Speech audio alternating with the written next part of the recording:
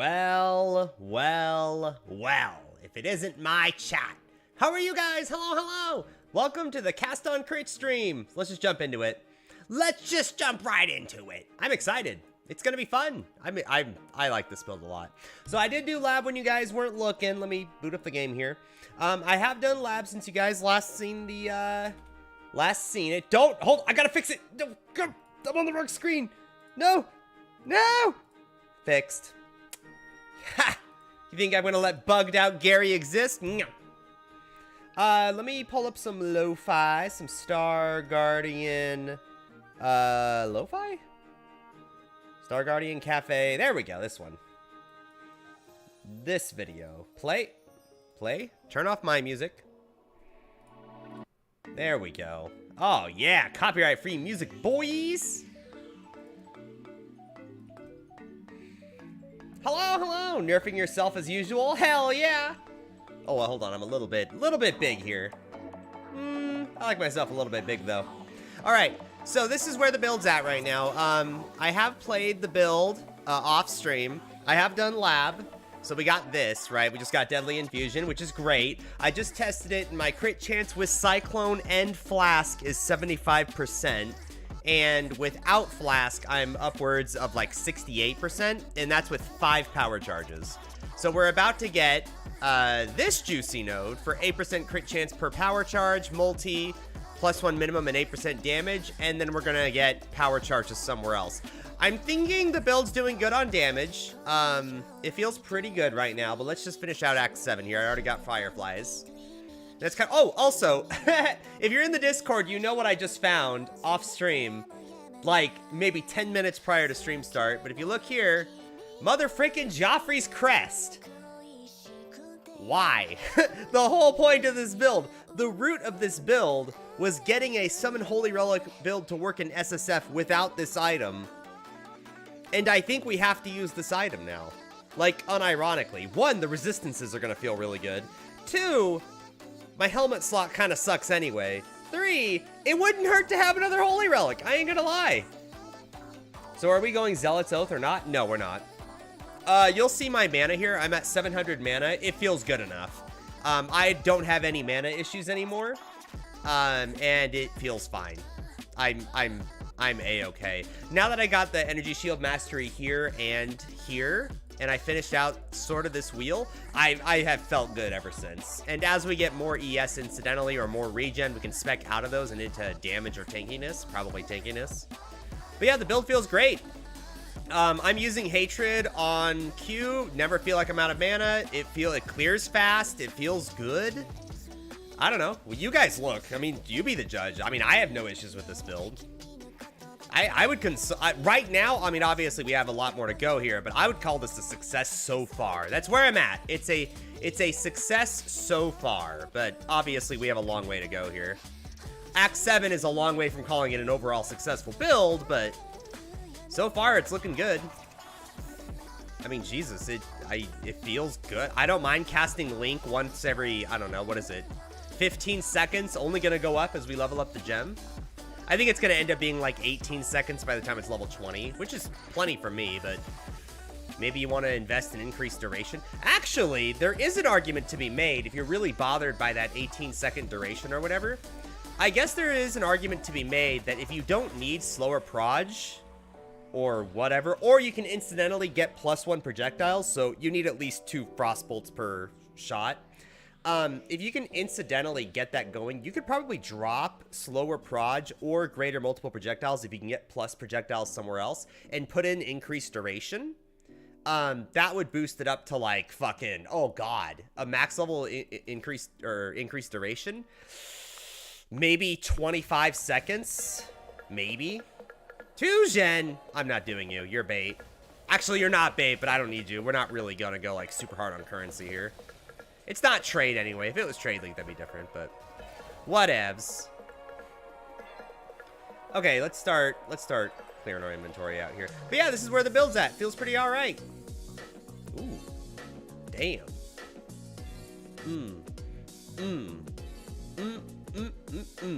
Okay, so our next big thing to upgrade, by the way, is our dagger.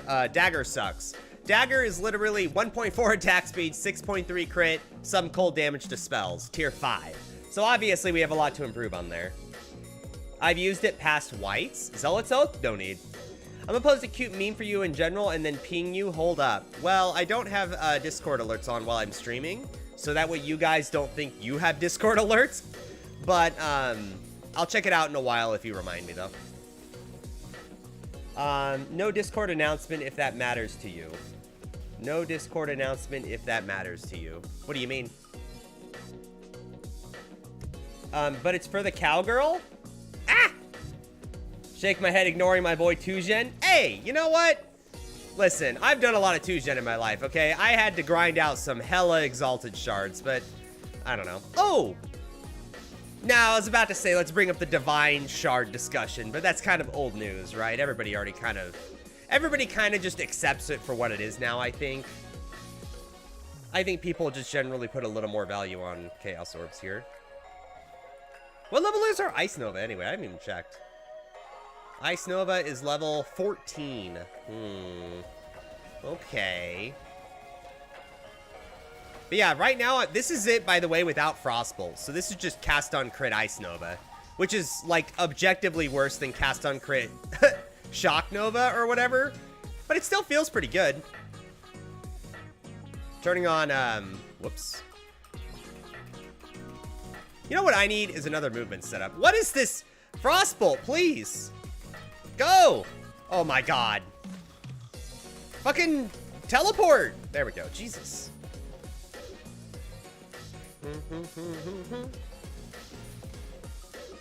So, in terms of life, I have 1,800 life coming out of Act 7. That's kinda low, but we have a bunch of life wheels near us we haven't even gotten yet. Like, in 4 points, I could get, what? 32% max life. In 6 points, I could get 41% max life. Like, we get a lot of life here for easy. Blood Siphon, Cruel Prep, Hired Killer. We have a lot of options here. So, let's see our crit now with max power charges. Hold on. I want to see my Cyclone crit here. Cyclone crit max power charges with Flask is 78%. God damn. On demand, baby. We're not quite perfect proccing here.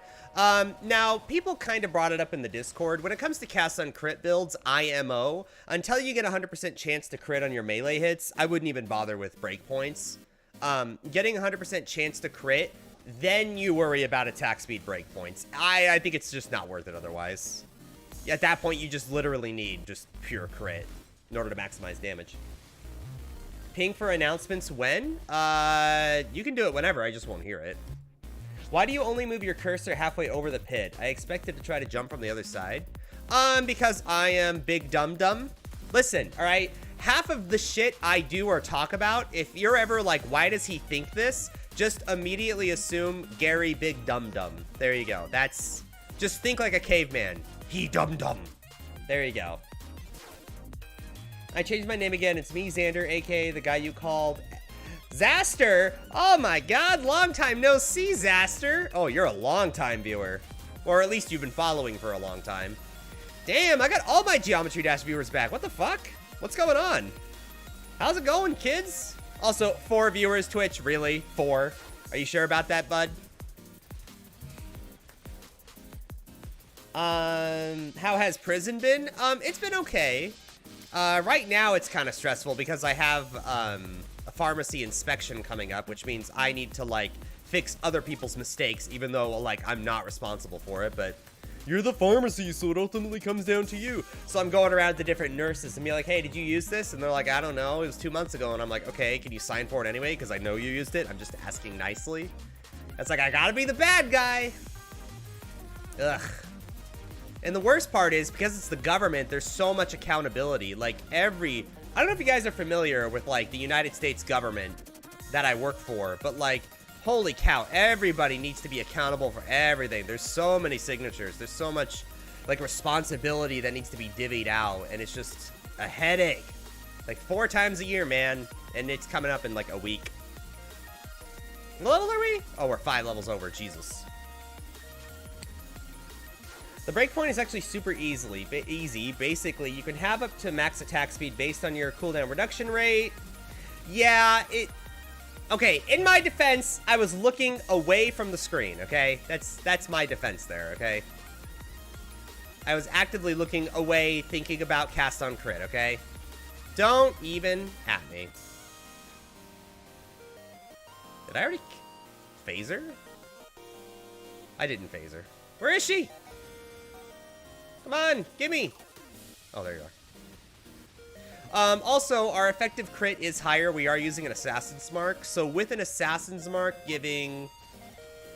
How much crit? I don't even know. With 26% less, probably giving like 1% base crit. So I would get... Whoa! Sorry, no chaos. Hold on, what's my chaos res? Yep, negative 30. That's about right. That felt like negative 30. I think that... What was I talking about before chaos res? Oh, crit rate. I think that we're effectively at like 82% crit, if I had to guess, but I don't actually know. Oh my god, I hate this boss. So much. We need to play an occultist. I think if I played a hardcore version of this build, I would play occultist. I think it just has the most damage, most quality of life. Oh my god, is that the helmet I think it is? Grimnor's. Okay. I mean, shit. Okay. That's kind of hype. I don't hate Grimnor's. Not the best thing ever, but, you know, there's worse. I guess we gotta get Brine King, right? I think I gotta, because having a Cyclone where you get stunned is just a nightmare. Where's the, cannot be stunned while you're channeling setup here? Stun... Wait, hold on. Channeling. Oh, that's right. They removed channeling nodes on the tree. Oh, that's right. Oh, that's right. I forgot they did that. Well, hot damn. Yeah, I used the wrong flask. What of it?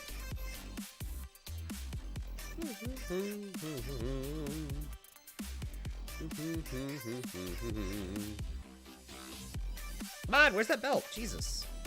Thank you.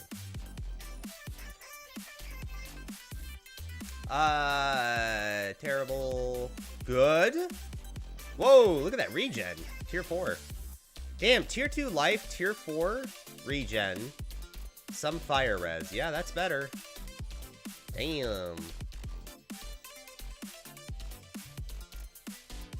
Is there a reason you're not running? Whoa, sorry, hold on. I'm missing chat. It's true, the breakpoints appear harder than they look. I don't know if I would say that. It does get complicated. It's not complicated to understand. It's complicated to gear. That's where it gets because you have to, like, craft a bunch of shit and... Ugh. Is there a reason you're not running Bone Chill on your Frostblink?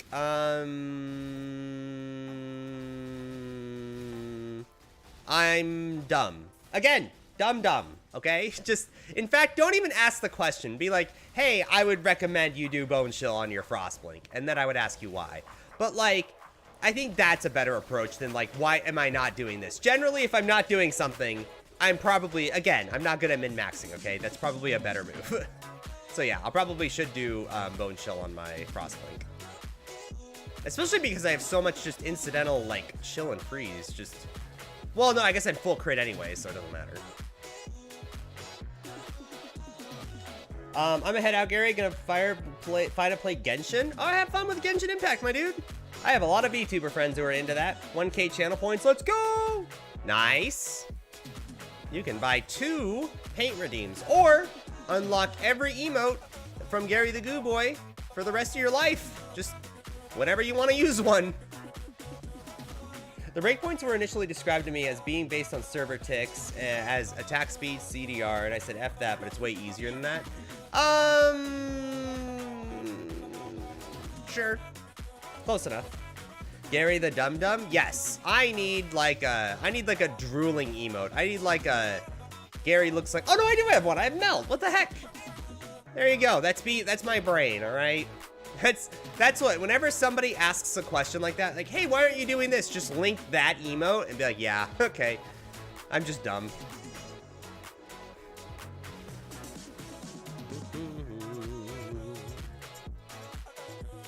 Half my channel points are immediately nullified because you blow it. What the heck? Gear game making me cosmic goo. Okay, we need a 5 link. Do you have a 5 link yet? We get 5 links in Act 8, right? Like, that's not unheard of. Because we have 5 sockets here. Should be available. Ooh, okay. What is that? Nah, it's worse. I do like the idea of having health regen on stuff. I still can't believe we found Joffrey's crest. I am like ultra triggered by that. Whoa, that ring. Global accuracy, 8 all res, life, mana. Okay, hold on. That ain't a bad ring. What would that replace though? I have excessive fire resist, right? I'm 3 over fire res. What would this be? This would make me 11 over fire res. This would drop me... Well, no, this has all res too. Could replace this ring. I would lose 3 all, still keep above fire. Lose cold, but I'm above cold by a long shot. And I would gain cold anyway. I would gain 50 life. Yeah. Yeah. And we get a bunch of energy shield. Oh, damn, that gives me 100 energy shield. That alone, holy shit. And we get 12% increased global accuracy, so my accuracy went from 95% to 81% because I don't have precision on. Kinda hype, kinda hype. Alright, let's go. The ruby ring also has nice flat accuracy. Oh, it does. Yeah, good eye. Psst, bone chill. Oh shit. Right. You know what? Let's just get the waypoint and then we'll go back. I'm too lazy. With precision on, we have 97% chance to hit. So accuracy is an issue on this build. I think precision is mandatory for the accuracy. Unless, I mean, obviously we can gear it out with like gloves, ring, but like that's like 3 tier 1 or tier 2s in order to get max accuracy without precision. And that's a big ask. So I think we might just incidentally have to do it, which sort of sucks. Probably gonna need assassination at some point. Ooh, do I have a mastery for accuracy somewhere? We have a big accuracy claw node here for crit chance. That would be nice. If I wanted a claw, if I used claws, and what mastery would I want?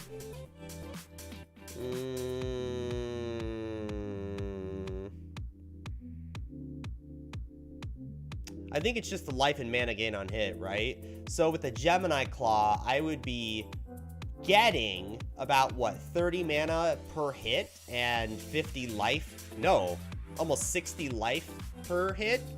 Would I use a Gemini Claw? Oh, no, it wouldn't be that high. It'd be less. But anyway, would that help mana problems a lot? Probably, but I would have to drop Eldritch Battery. I think what I would do, if I played the Occultist version, I think I would have to use Claws, and we would just get a shit ton of mana on hit and minus mana cost rings, and maybe Inspiration, but I really don't like using that gem if I can avoid it. I think that's what we would do, because I don't know how else to sustain that mana. But 30 mana per hit, with minus mana cost rings, yes, that would work. But without, that's a big ask. Because right now, even on a 4-link per Ice Nova, I'm spending 28 mana per crit per Ice Nova. Yikes. And we're critting, I mean, Jesus, how many times are you casting that a second? But then again, yeah, you would have to leech or get that much mana on hit. With Mastery and a Gemini Claw, that would barely work, and that's on a 4-link. So that's why you need minus mana cost rings. And that's not even including Intuitive Link, which you might have to life tap, but we're not doing a Occultist build right now. Did they ever fix the bug with bone chill and combustion? I'm sure they have.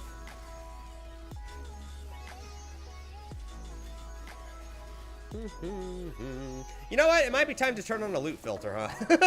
Gary, why don't you have a loot filter on? Honestly, I just forget. It doesn't really bother me to have loot on screen, but it bothers my viewers. I don't know, man. Cast on... Oh, wait, we need sound. What am I doing? Gary, it's not a good viewing experience. I know. Chill. There we go. Now you guys can hear it. Hell yeah.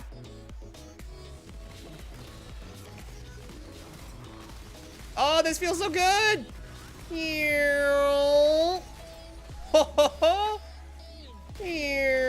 Like mowing the lawn, boys.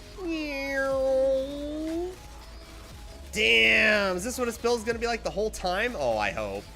Dude, I want to walk into Cyrus and just fucking mow him down. That would feel so good.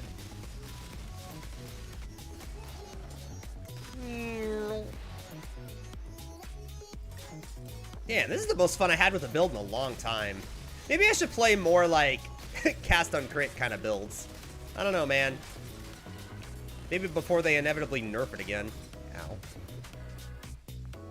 Ow. Blind is decent if you're going evasion to live. I'm not, but... Oh, you know what Oh, no, we're not going Ghost Dance. There's no point in going Ghost Dance because we have Eldritch Battery. But, if I went Occultist... I think we might go Ghost Dance. I don't know, that's so far away, though. Basalt, no.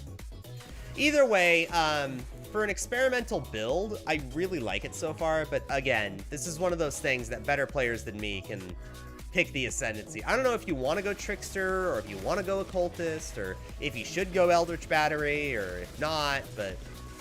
I don't know, man. It's a build that needs a lot of help, but...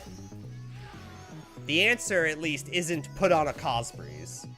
Gary, my viewing experience! Yeah. Yep, yep. Fixed in 3.22.1. 3.20.1. Oh, wait, hold on. Are we gonna... Guys, can we talk about what's coming next League? Like, can we talk about what we're excited about? Because there are some people out there who are on heavy copium thinking this is going to be the final League of PoE 1. It is, for a fact, going to be the final League before Path of Exile 2. So... the question is it going to be the final League of PoE 1? I don't know. I don't get the vibe that they're done remaking a lot of the game. I feel like there's a couple of things they have to, like, address before PoE 2. They have to address the elephants in the room. And that is... how do I say this? They have to address the elephant in the room of they have to balance skills around, like, hey... if any build can take it, we have to nerf it, right? Like, if every build can take a 6-link Holy Relic or animate Guardian, do we make minions inherently squishier because of that, so non-minion builds aren't encouraged to do it? Like, stuff like that. That needs to be addressed before PoE 2, and I don't know if people are going to be ready for that. So next PoE event, Endless... Oh, yeah! Oh, right, I didn't have a time to see the announcement. When is Endless Delve? Is that in 2 weeks? A week? It's gotta be soon.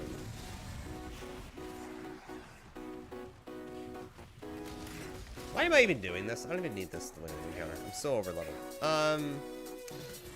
Crit multi! Medium cluster. 4...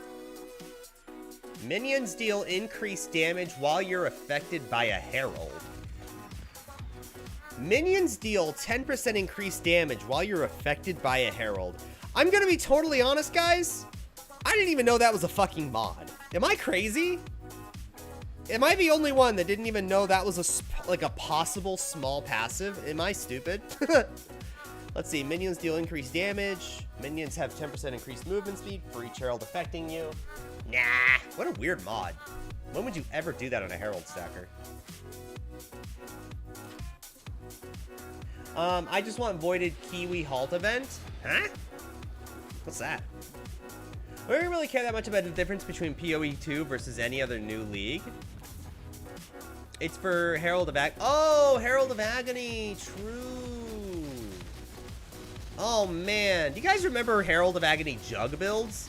Talk about alpha. God damn. Talk about Chad. Just pure tank, Herald of Agony, and you just go around cycloning shit and everything dies. God damn. They're gonna balance it by reducing the amount of skill shortcuts to just 5. No, I think they'll keep skill shortcuts the same. I just think that I just want to curb people's expectations.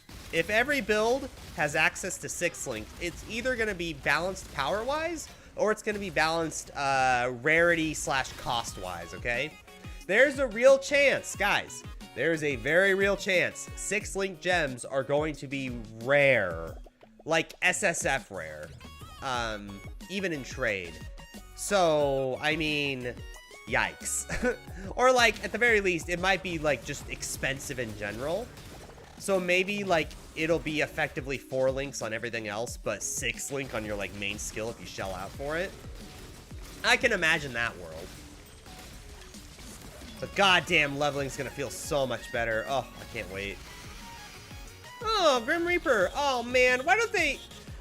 I want them to change Blood Reaper again, or the upgraded version, whatever, right?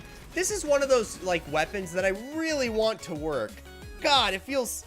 I want there to be a bleeding axe that focuses on like defensive and life regen. This should be the Quinn axe, but it's not because it sucks. But you know what? God damn. Oh, this is a low rolled one too. But I want that to be a thing one day. I think it earned it, you know? What's up, DC? Hi. Welcome. Welcome to the PoE stream where we play a really fun cast on crit build. What are you guys linking me? Hold on. Oh my God. Gotta turn on my monitor. Hold on. I'm going through puberty. Gotta turn on my monitor. God, stop. Leave me alone. Jesus. Oh my God. Please. Thank you. Okay, what you guys got? Boom, link 1. What's this? Calton Halt. Oh! Okay, cool. The Bringer of Rain. The fuck? +1 max zombies, specters. Wait, when was this? Wait, I don't know this. Did this happen when I was at flight school? Was I flying airplanes, getting into spins and shit, while you guys were getting cool stuff like this? Yo, this looks fun AF. Minimap is revealed? Wait, what's this? Bringer of Rain. Me nodding like I understand what everyone's talking about. Goose, here's what you need to know. I am, regardless... Okay, ooh, actually, this is a good discussion about Diablo 4 too. Because I've talked about this before, but I still feel like it's a good subject. So... if you don't know anything about this game, there is one reliable thing you can always depend on in this game if it ever looks too confusing to keep up with. This character in the center of the screen is me. And no matter what I do, no matter how zoomed in or zoomed out I am, no matter what's going on the screen, no matter how, like, what camera angle's going on, I am always in the center of the screen. If there's anything to dodge, I know I am right there where my mouse currently is in the center here, right? That is like it's a big defensive tool. It's like Toho games where you have to know exactly the pixel you're at. You have to know where your model is in this game. It's important, right? So, Diablo 4, it has issues because I don't know if you guys noticed this during some of the gameplay reveals. There are times where your character right here is actually to the side over here, and the camera like moves to them, and that sounds so disorienting, and that it's immediate giant red flag in my head for like, okay, I'm gonna lose track of my character, like for realsies. And so like, I think it's really important in these games to always have the same like angle. It's like, imagine Super Mario 64 speedrunners where Mario is not in the center of the screen and he's like way off in the middle of fucking nowhere. Like, imagine that just randomly. Can you imagine the nightmare that would be if you control Mario? It's the same deal. It started out putting work in progress gems and uniques with tons of jank mods. Yeah, I never did this. I must have missed it. Krangle item generator event. Let's go. Yeah, do that. Dude, I want another, like, fucking... Yeah, I want another one of those. Give me a Goofy League. Give me weird items. Like, that's what I love. Enough of this, like, ooh, another way to stack decks. Nah, that's boring. Give me that weird shit. Give me that cool shit. Also, build's doing... Actually, I think at this point we're just going to focus on defenses. I'm not going to lie, guys. Like, I think we're going to go on damage for a bit. Damage feels good. Unless I get a temporal shield. Fuck that noise.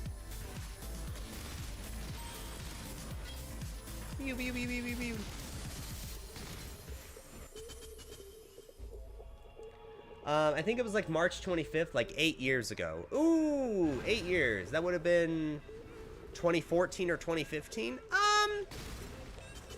Was I playing it back then? I must not have been.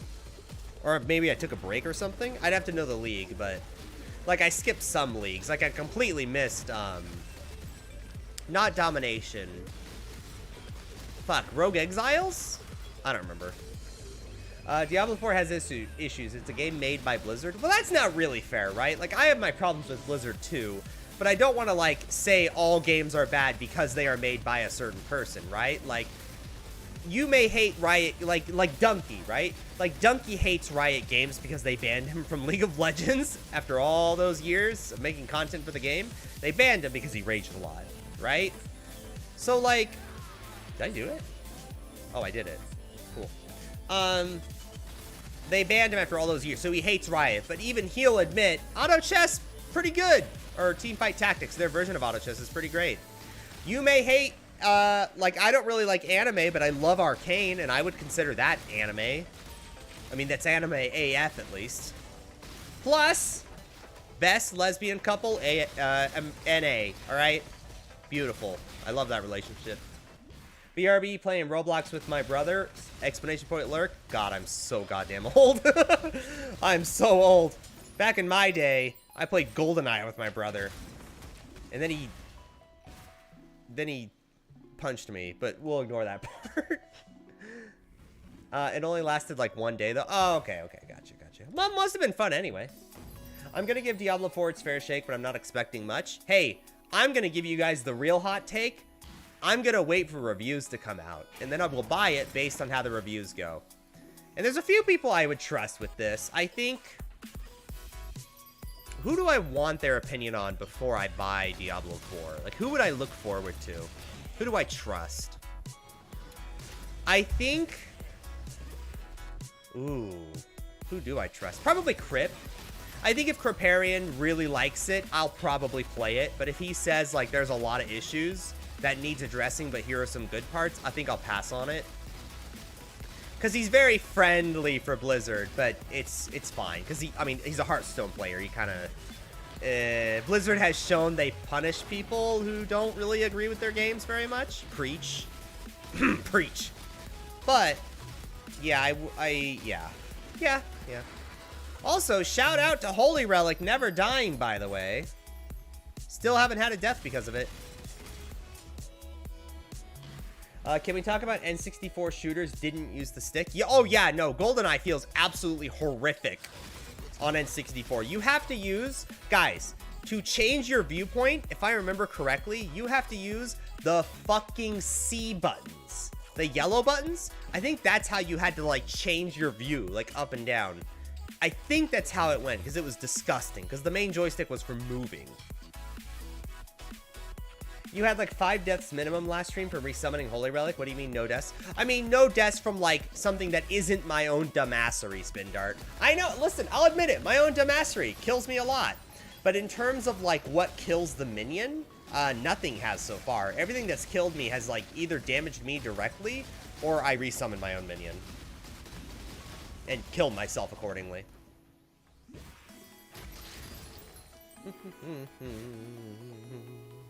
No, you hold R and it switches aiming mode? Was that what it was? Otherwise, you just kind of constantly circle strafe? I don't know. It's been a long time. You would know more than me. But that's just... I remember having to use something on the C buttons and absolutely hating it. But... whatevs. But yeah, that game did not control good. It did not age well.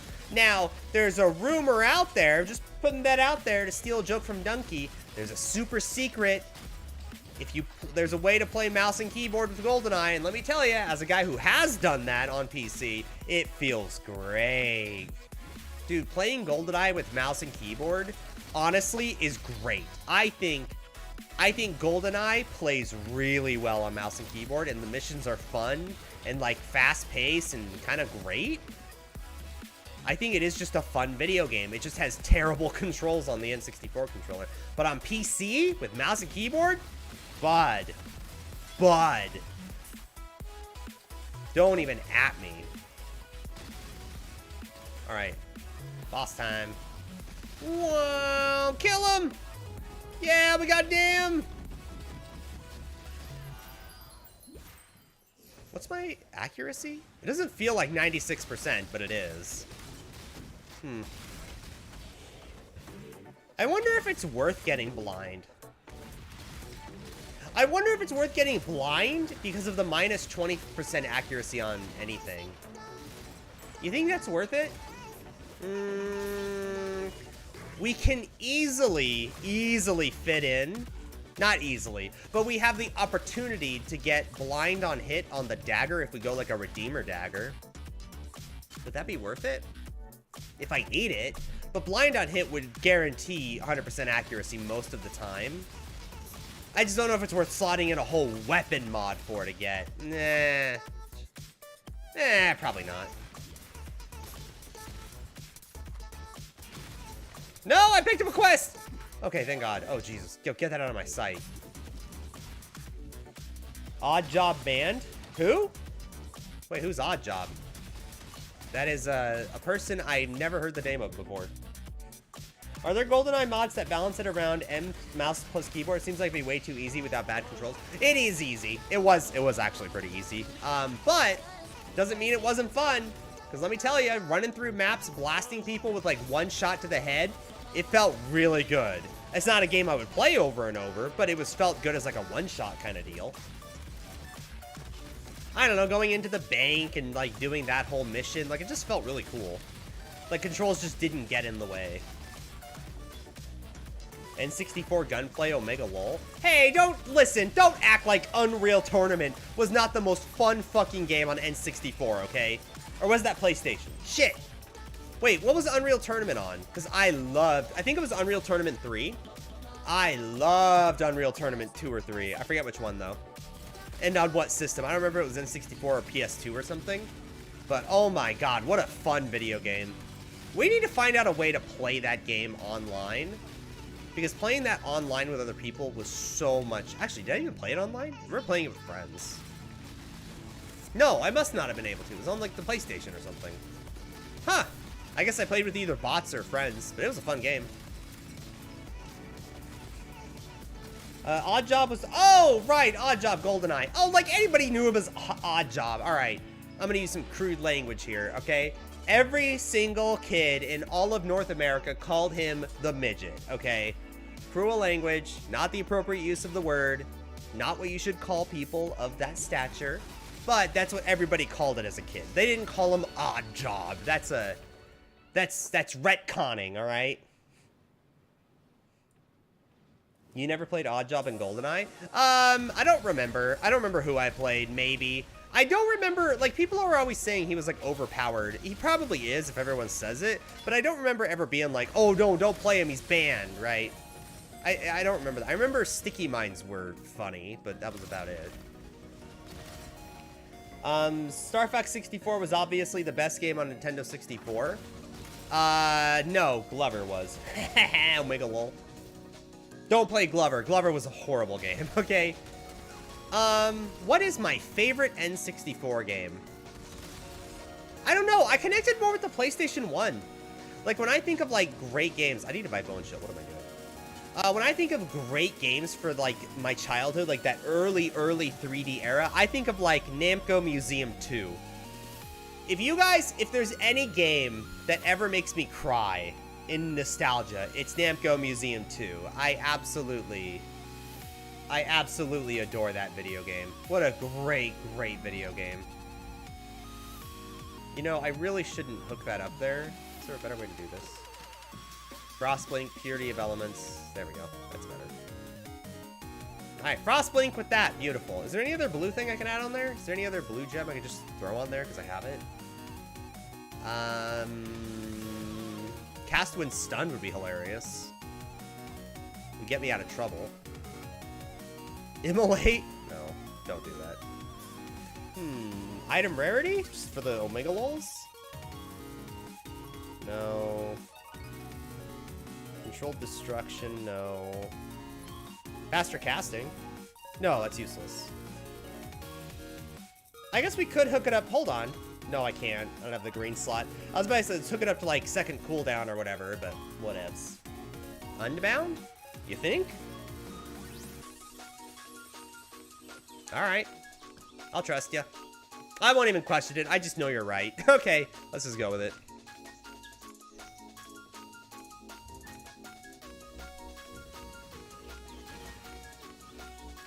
That may have been bad, but it was a really neat physics idea for being on the N64 and memorable sounds. Glover was sick. What? Guys, guys, Glover was not a good video game. Do you guys remember how empty the levels were? Like, seriously, you start the game and it's just like a wasteland of just nothing. It looked cool because you were a fucking glove, I guess? I don't know. Oh, also, hold on. Fucking... Everybody shut up. The best game for the N64 was Banjo-Kazooie, okay? Don't even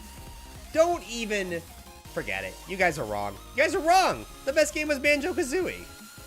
Jeez, I can't believe you guys maybe even forget that game existed. Fonzie is actually Chris Wilson? No. No, he's not. I know, listen. Listen. Gary, they added the Goo MTX after you found yourself on the scene. No, he's not Chris Wilson, okay? He just has been playing this game for a very, very, very long time. And he's very knowledgeable. And he actually helped contribute with other creators in the past, like Project PT. I don't know if he wants people to know that, but... Can you even imagine playing a goddamn split-screen RTS using an N64 controller? Yeah, because I fucking did it. It sucked. It sucked because it was like, hey man, no stream sniping, even though like everybody stream sniped. Does anyone know that meme where it's like the two kids were like really smart and they like taped up like a sheet around their TV to like share the screen but not screen sheet? Like that was genius. Like me and my brother were never smart enough for that. We just like looked at each other's screens. Also, oh, Mario Kart. Oh, Super Nintendo split screen. Mario Kart for the SNES. I played a lot of that split screen. God damn, what a game that was.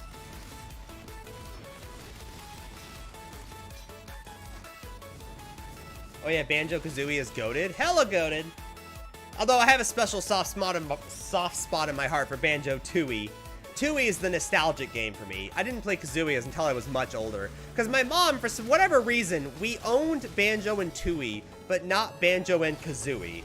So we owned the sequel. So I played the sequel first. And I played that a lot. But as an adult, I can appreciate that even though Tooie is more nostalgic for me, it's the better game was Banjo-Kazooie. Can we play some Banjo-Kazooie OST? Can we play some motherfucking... Hold on.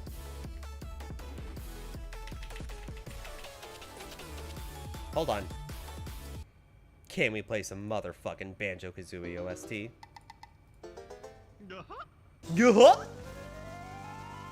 Cardboard split? Did you really? Wait, hold on. I gotta set up. Go! We ramped! Get him! Whoop his ass! Yeah!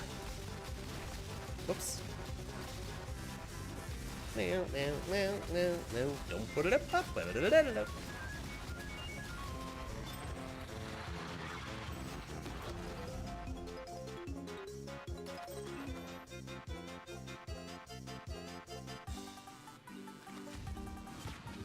Slime sus? Hell, no! No, not slime sus! Oh, that emote. 1v1 me Mario Kart 64. Fun fact, I've never played it. Never played Mario Kart 64. Again, I was a PlayStation 1 guy. So if you're talking like early 3D PS1 games, I've played them all. Parappa the Rappa, 1. Oh my god, do you guys remember 1? I remember one. Worst title of a video game ever, but I don't care. Oh, we don't need any of these. We have 3 skill points. What am I even going for next? I don't need to... Do we just go defenses? I kind of need defenses. We have 1900 life going to 2,300 life coming into Act 8. Middle of Act 8. That's pretty good. Gotta get Blood Siphon. Gotta get Hired Killer. Maybe finish off my life and energy shield nodes. We do have access to the life wheel, I guess, but that's... meh. I don't know. There's nothing really else for us down here. Like, there's really nothing. The argument could be made, by the way, we could get Mom. I don't know. Probably not. But we could, but probably not. It wouldn't be the worst thing in the world, but I mean, I don't think it's a good idea. Dum bum bum bum bum bum bum bum bum bum ba-da-dum bum bum bum bum bum bum bum bum bum. Wow, that was terrible! Terrible counter instrumentation, Gary. I can almost hear wiggity wiggity wiggity wiggity from the Banjo-Kazooie. Wahoo!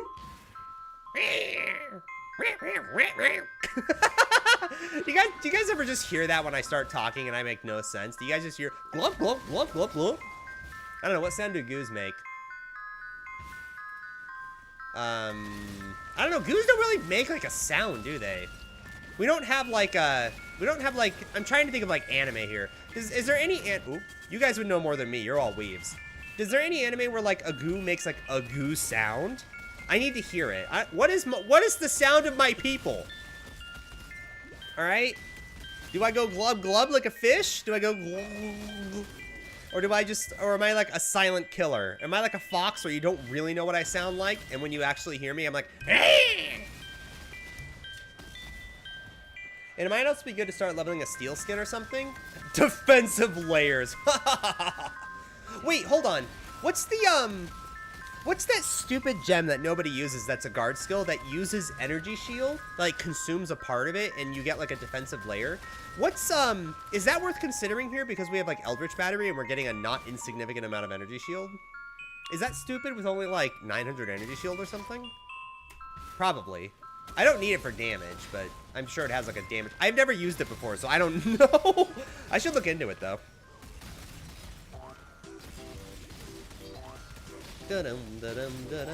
Whoops. You guys can tell when I don't have the link on because I'm not shitting out frost bolts everywhere. Hold on. There we go. There's my frost bolts. You guys really want to listen to this OST? Is this really your jam? It seems like so... It feels like I'm an idiot. Okay, guys, it feels like I'm wearing a dunce hat. I'm not gonna lie. It feels like I'm just walking around. You guys are just laughing at me as I like walking to like rake over and over, just bang myself on the head, like the Joker guy from the Bart Simpson episode thing. Simpsons. Blub blub blub blub, and they made the girls go. All right, chat. I'm gonna make the weeb sound. All right, I'm gonna do it. Plug your ears. I'm gonna do the weeb sound. Kia! Wait, how do anime girls sound? Like Kia? Wait, I'm not gonna do it. Fuck you. Nah. Nope. Yeah, that's the best you're gonna get, and it wasn't even that good. Gary, what happened to the video? I'm actually gonna show you guys the video here, probably in another hour. Well, I don't know, I'm having a lot of fun with this build. I kinda don't wanna stop. Probably in at least another hour, maybe an hour and a half. I'll show you guys my progress on the video. I'll show you guys at least the intro of it. I'm trying this new thing with editing. Instead of like just doing only jump cuts, which... Is that a 5-link? Oh, no, it's not. Instead of just like... How do I say this? I have a lot of jump cuts, and they're not bad jump cuts, but I do have a lot of jump cuts. I'm trying this new thing, and I've done it for like 2 videos now that you guys haven't even fucking seen yet. I'm trying this thing where it's like, I'm trying to have it like, I'll show you guys an example of what I got going now, but like, where like elements retain between cuts, and it's more like one fluid motion of a video instead of like individual cuts of shots over and over. I think it just ends up being a smoother visual experience. It's less spastic, which I don't know if that's a good thing or a bad thing, to be honest, but it is less spastic. I just don't know if it's, like, visually appealing, so I think I'm going to get your guys' input on that. Because I did it on this video badly, but I did it on this video to kind of give you guys an idea there. Oh, Baron! Oh, how the mighty have fallen. You know what? I would not hate them if they buffed Baron again. I'm not gonna lie. I don't know if we should, like, unnerf it completely. But, dude, I wouldn't mind zombie builds coming back. I feel like, you know what? I feel like zombie builds earned it. I think after all the shit minions have gone through, I wouldn't hate zombie builds having some Barons back. Kia Uwu. I don't know if you have enough ES for Frost Shield if you're already heavily taxed. Am I? Like, you can see my mana right now. Like, we're sustaining and then some. Like, yeah, we're not gonna have trouble. Oh, then again, I'm only on a 4-link. That's fair. Yeah, okay. That's fair.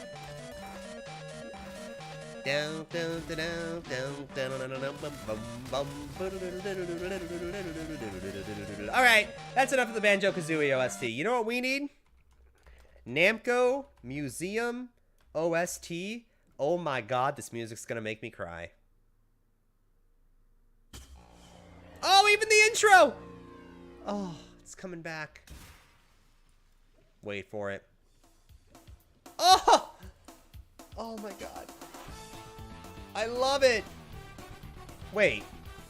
This isn't my music. Something was wrong. I knew it was weird. We need Volume 2, baby. The better one. Okay, that's the bad song. This one.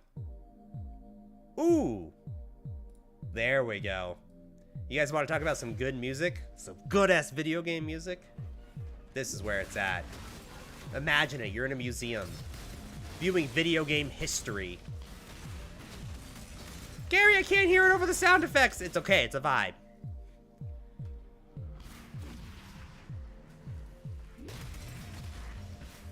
Oh, yeah, I gotta link. I forget I even have to link because the build kind of feels smooth without it, to be honest. But it does feel smoother with the link on.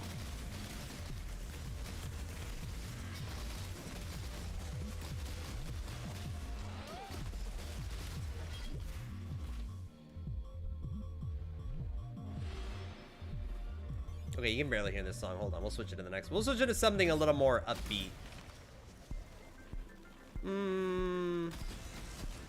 How about this one? Now, Namco Museum. Everybody knows what Namco Museum is, right? Now, Namco Museum, a collection of Namco games. If I had to ask you, which game was this song belonging to?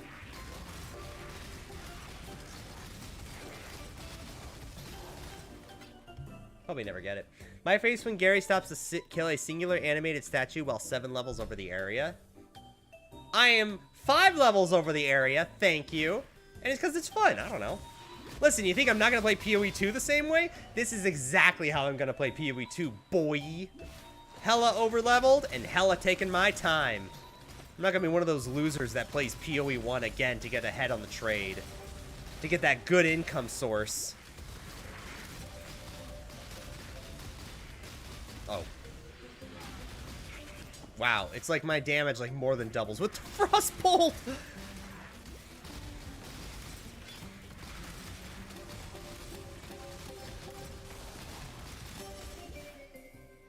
Damn, this jazz feels good.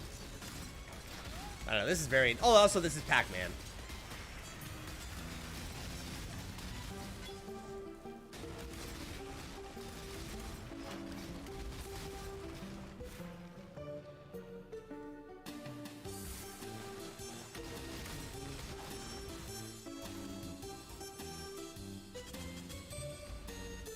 Do they really have a waifu section in the museum? Do they have a waifu section in the museum? They do have old... Because this was... Namco Museum is an appreciation of the old arcade hits, because the early PlayStation era was kind of the end of arcades. Well, a little bit before that. Sega Dreamcast era.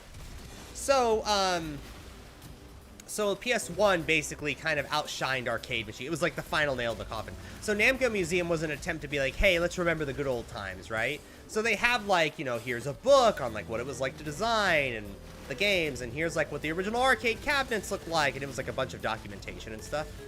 And one of them was like, hey, here's this old comic strip, and it was like 80s era anime girl.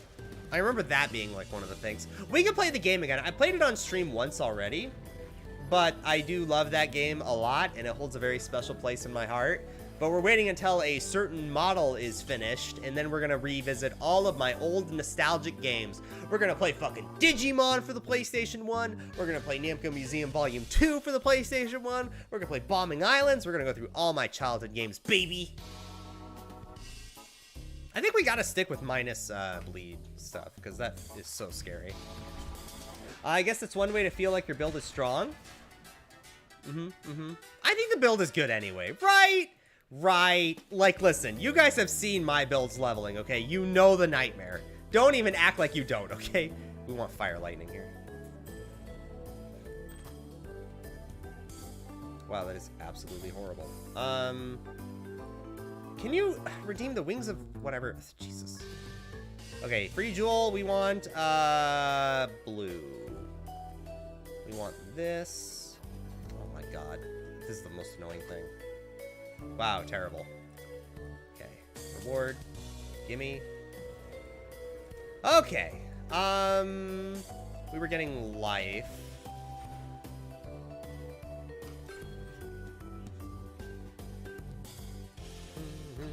For those of you who think this build is squishy, by the way, it's not hardcore viable at what it is as it exists right now, but 2,400 life in Act 8 is like an acceptable amount, right? Like, it's not good, but it's acceptable at least, right? Do I have a map tab?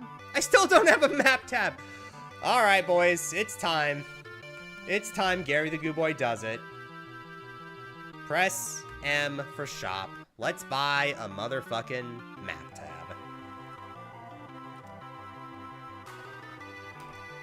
Ugh, 15 bucks. What the fuck? All right, there we go. We have a map tab now. All right, all right. Ha ha ha ha. Get out of that. Where is it? There it is. There's my map tab. All right. Do I want this 4-link anywhere? Gloves are good. Actually, let's look at daggers. I need a better dagger. Let's buy a better weapon here. So that is a gutting knife. Ruin dagger. I don't care about the links here. Well, I kind of do. It's blue, blue, green's not great, but I could easily recolor these gloves to be 3 blues. I guess we can go back an act. But I do need something better here. We can get a lot of stuff. By the time I'm 12 level... Wait, what? Fonzie, don't pretend like you don't take your time to kill mobs on red maps while being 12 levels over leveled. Hey!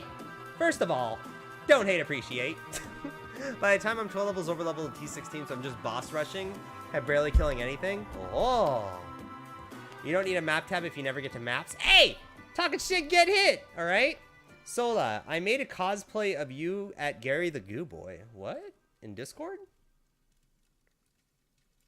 What did you? What is this? Is he worth the pet? Aww, cute. Hold on. I'll put a goo happy for you. That's adorable. Aww. Thank you, Goose on a Scooter. I know you're having dinner right now, but that's adorable. Damn. Always wondered what I looked like as a fan drawing. That's adorable. Oh.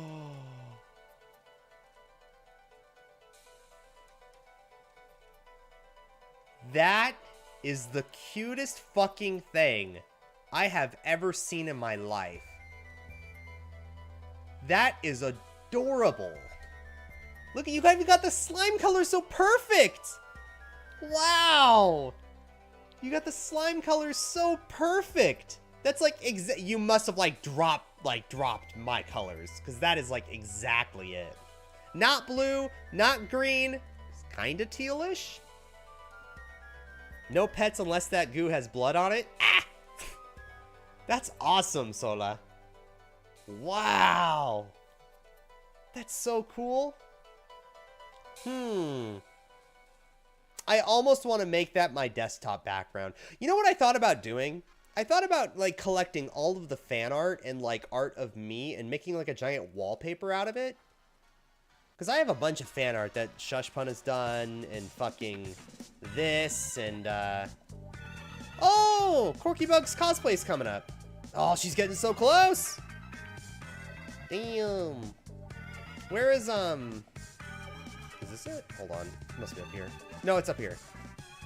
Like, then throwing, that one thing that there it is.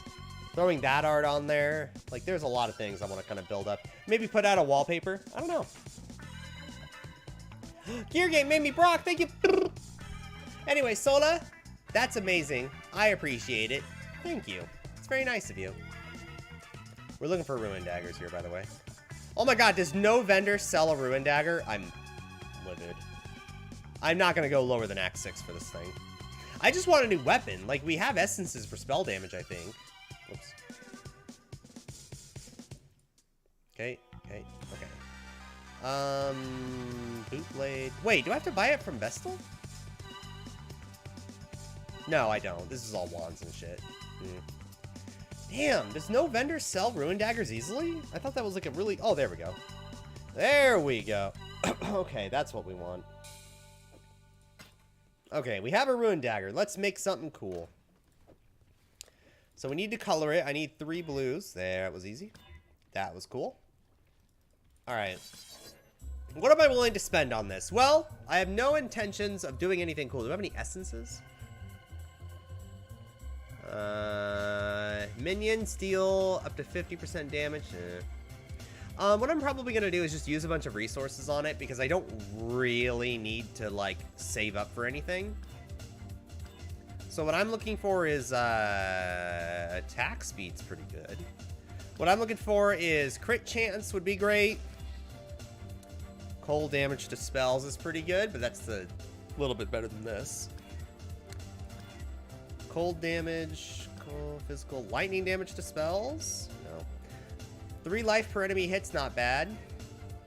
And we're just looking for something easy. Not too excited here.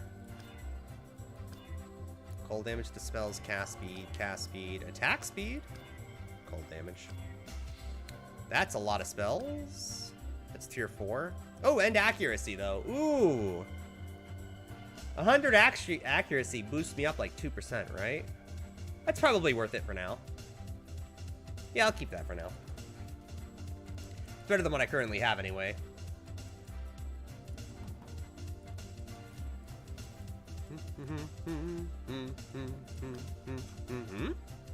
Oh, it's not rare. Oh, shit. Oh, well, okay. All right. Attack speed is higher, by the way. That's why I'm okay with switching this. Same crit, 0.5 attack speed higher, lower base damage, but that's fine. Gary, you should dual wield. No. No. What if it turned Gary into a cake? What? DC! Sola just did. I don't know if you saw. It was the most adorable freaking thing in the world. Look at this. That makes me so... Look how happy that little fucker is. He's like, ah, goo. That's amazing, Sola. That's so nice of you. Then he would be cosplaying me? True! Aw, I like the little bow tie. Aw. I just want to keep looking at it. Like, everywhere I look, it's so detailed. It's so, like, you know what it is? You know why I think you absolutely nailed this? You got the lighting perfect. Like the little, like, white here and, like, the big blotch up there. I think the lighting is good, and that's what really sells it as goo, and I think you did a great job, like, around this, like, edge here. Like, around the top, like, right here especially, you shadowed that perfectly. I think you have a lot of good sense of depth on the goo, and that's something I haven't really seen a lot of. It's really hard to draw good goo. I would know. And I think you just nailed it. Okay, build's feeling great. Accuracy is 98%, which is pretty cool. It's only gonna get lower, but we'll solve that problem later. Or added more goo mass so he has a cake, if you know what I mean. Hey! No! DC cursed! Cursed. Cursed.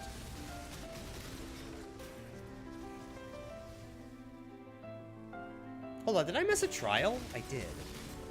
Ugh, I don't want to run back. Ah, gotta get it done. Gotta do it. Man, trials. I don't know. I guess trials aren't that bad. You only gotta do them like once a league.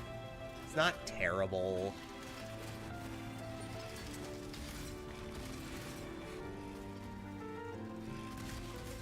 But like, I didn't draw that? Wait, what? Now I'm confused. Huh? Girl, what you mean you didn't draw that? What do you mean? I must say, this is the longest I've seen Gooby commit to a build. No, it's the most I've streamed a build in a while. That's the difference.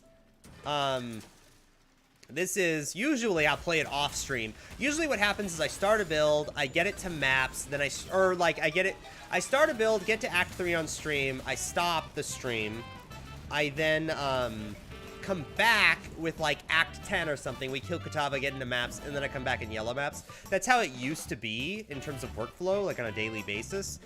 But that takes time.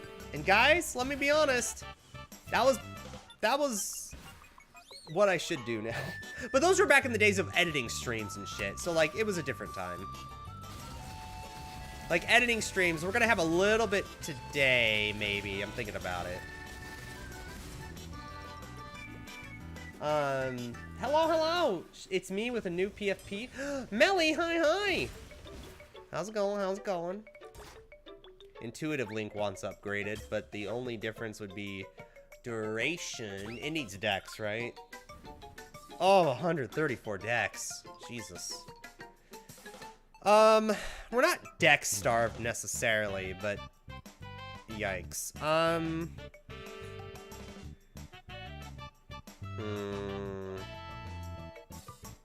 No, it's not worth it. There's no real easy way to get dex here, huh?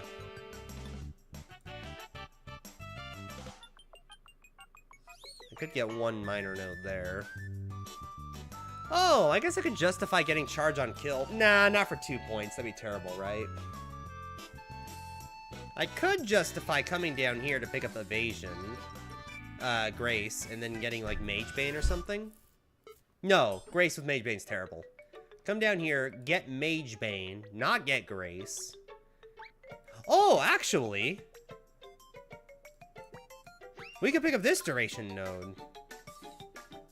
So if I drop this, 1, 2, 3, 4, 5, 6, 7. Come down here, 1, 2, 3, 4, 5, 6, 7, 8, 9, 10. 11, 12, 13, 14 for the life wheel, 15 for the free evasion mastery from 10% increased movement speed. Interesting. So if I wanted to invest 5 points, I could come down here and get this duration wheel. I didn't even think about that. No, well, are we gonna spec out of this though? Probably not. Gives me the excuse of getting 1 point for charge on kill. That opens that up. I didn't even think about that. It gives us a not negligible amount of suppression. Mage Bane would be nice because we're going to pick up like 180 dex anyway, which is another 1, 2 times 6. 12% spell suppress for 1 point. Probably worth it. Yeah, maybe. I don't know. Gary goes like, now I'm confused, and then never read my messages as usual. What? I got it generated by an AI. It was just very specific and reworked it a little. Took me like an hour to do so. That's awesome. I'm a big fan of using AI. Shit, use AI for all my fan art. I don't care. That's awesome. I loved it. I thought that was adorable, Sola. I don't know what you gave it, but the fact that it so clearly got my color so correct, I would be shocked if you didn't somehow feed it like an image of me or something. Or like use me as a color, or like specify my hex color like in a drop tool or something. Like I wouldn't be surprised if you did that, because that was kind of bonkers, right? What am I even listening to right now? What was the playlist we pulled up? This is not what I remember. Common relaxing Super Smash Brothers music mix. Why does it always default to Super Smash Brothers? Why? Why does it do that? Common relaxing Wii music mix. Oh, neat. As usual, Pepe hands hit you with that ignore button. I didn't ignore her, but you know, it's hard to keep up with chat sometimes. I ain't gonna lie. Gary, you only have 7 viewers. Yeah, but you guys are very talkative. 7 viewers. Not that I'm complaining. I actually love it. It's just that's why I try to keep up with chat best I can. So thank you for your patience with me. Okay, I'm gonna say it right now. We are now over leveled. Okay, I'm only 6 levels ahead. But you know what? It's fun to kill shit. What can I say?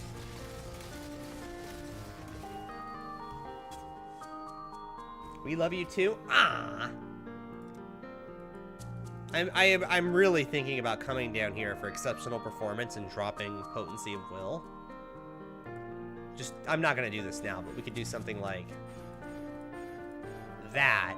Come down here, it'd be 1, 2, 3, 4, 5, 6, 7, 8 points.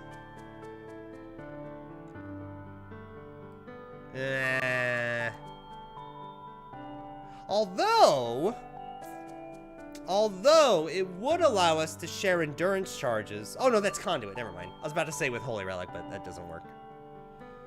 Something worth considering. And then we were getting life here, right? Yeah. We are now at, oops. We are now at, almost 2,600 life. Hype. You would be over leveled if you were 58. No. Sola, don't encourage them. All right, hold on. Don't feed into it. All right, listen, everybody has their own way of playing. Some people like rushing through it, but you know what? I'm simple, okay? I'm a basic read, okay? When I play the campaign, I like leveling with the skill I'm gonna like finish the game with. In this case, cast on crit Ice Nova, right?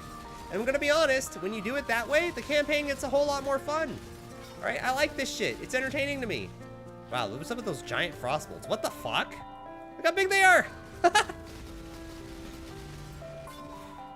was cool.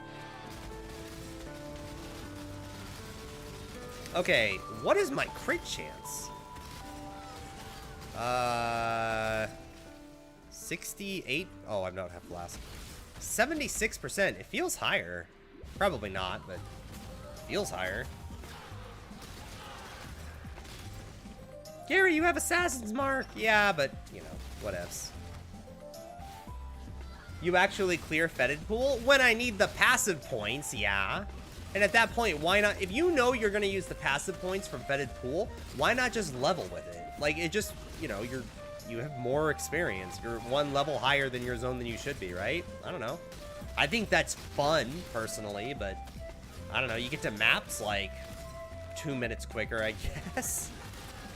Actually, that's not even true, because you get the bonus EXP. It's opportunity cost, right? I don't know. Honestly, I do that too, and I usually stay around 1 to 3 levels over the area. It's like listening to your heart versus your brain. Ah, but my heart says have fun, and this is a video game, so I'm gonna have fun. No fun allowed. No, you're supposed to level with spectral throw. Wait, what do people? What's like the meme level? Is it Creeping Frost? Like, what is everybody leveling with right now? I don't even know what like the new meta is for like max speed leveling. Stormblast Mine into like Steel Skill into fucking, I don't know, something. But I don't even know what's like the most Flame Trap, maybe? Just do that all day, every day. Just repeat it like a bajillion times. Put on Abereth's hooves. Spark? Ooh, kind of hype, kind of hype. It's like Lightning Trap, SRS or Fire Trap, no? Oh yeah, SRS is pretty popular too, isn't it? Yeah. I don't know, was SRS popular before Ben, like, really popularized it? Probably, right? Because he didn't just come up with that build, like, out of nowhere. It is kind of cool that that Minions got, like, so much love. To be fair, it's not really Minions, I guess. SRS did get buffed when everything else, almost everything else got nerfed, right? Oh no, Temp Shield, my worst weakness! Oh god, nerf this shit, please! Oh, I feel so slow! Oh my god, why? Please. Oh, Jesus.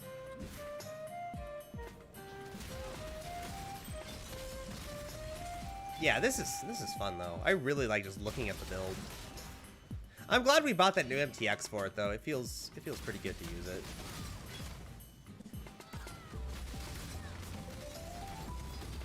Spectres are in shambles. Peepo's sad.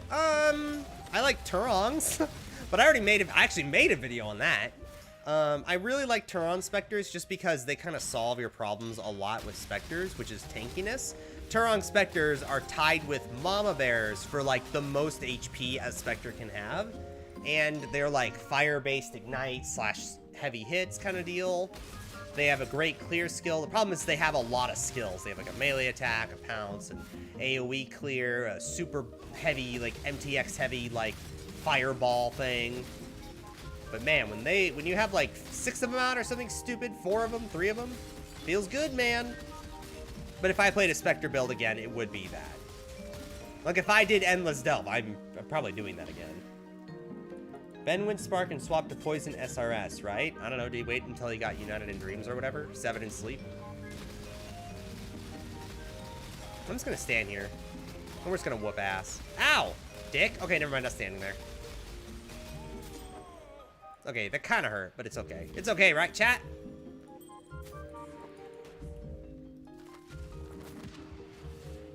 We're not replacing these gloves for a long time.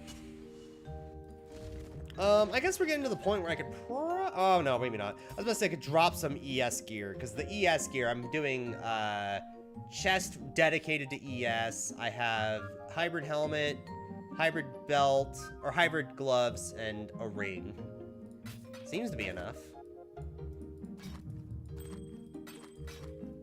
Yuck. And then, boom, boom, boom, boom, boom, boom, boom, boom. Okay. Let's go kill the mouse. I'll never play what Ben plays because I can at least blame my build instead of skill. I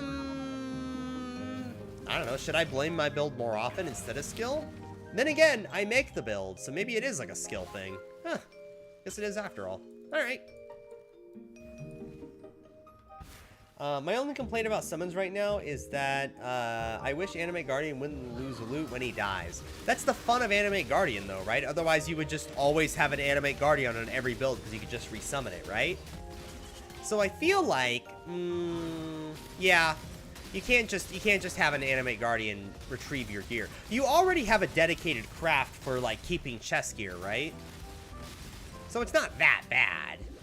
Just craft him a good rare chest and just throw on, you know, save after he dies kind of deal, if you really care.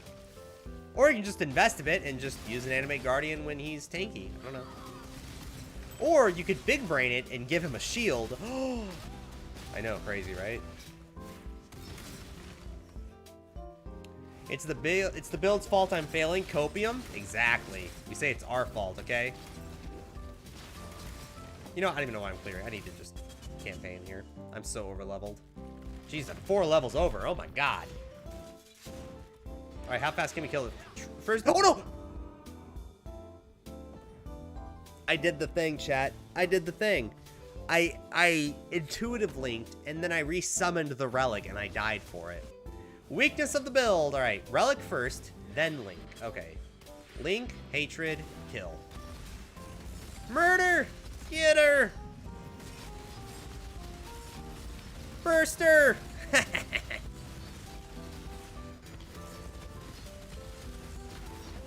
Redo the link. Whoa!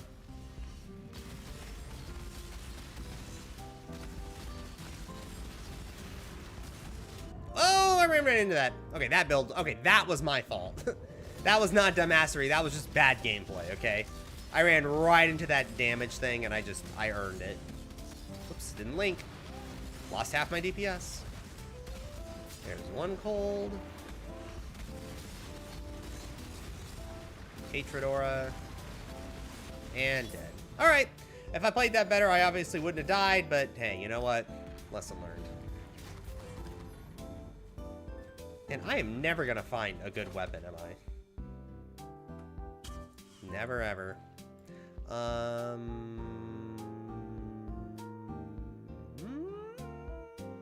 No, let's stick with stun immunity. Having stun immunity is pretty important.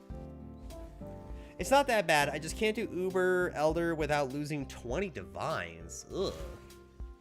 Or like SSF or pretend. Well, I mean, you don't have to use the Animate Guardian in like the fight, right? Like your build should not depend. Like if you're the kind of build that loses an Animate Guardian to anything, you probably shouldn't be running it against Cyrus. You can probably kill Cyrus without it, right? So like, I don't know. Gary, my Kingmaker guy dies. Nah, I don't believe you. I think after they fix the bug with some bosses doing an unintended amount of damage to minions, I think it is ultra copium to say a Kingmaker Animate Guardian with defense wheels ever dies. Because he really shouldn't, right? I don't think so, but, you know, after they fix the bug, that is. Hi, Gary. Katybug, hi. How's it going, guys? Oh, Katybug, you were telling me about how you found out another VTuber. Well, not found out, but you've actually watched them for the first time. Now, you happen to have some weebs here who are into certain kind of VTubers that you started watching. What kind of VTubers were you into? Actually, Katybug, do you want to just come on a call? We can just talk about this, because I'm down with that. Here, why don't we do that? You have time? Do you want to come and do a call? I will jump into the collab call in my Discord if you're interested. But, hold on, I need to lower the volume quite a bit here. Give me a second. Cool. Let me lower this a lot in volume to like there. And then lower this sound a lot because we got calls coming in. Okay, we got to test this volume here. How's this? Kind of loud, huh? There we go. And we'll just do this. I know it's going to be a little bit quiet, but we got somebody coming in here. But yes, I have time. I have food in my mouth. I mean, don't prioritize this over eating. But yeah, if you want to come on the call, I want to talk to you about it because it's super interesting to me. But I love talking about VTubers and stuff. So yeah, if you want to come on. Man, I love talking about VTubers though. People are probably in my Discord be like, oh, where's Gary? I don't see the collab call. I have a unique, special call room for collabs so you people don't just jump on in, you know?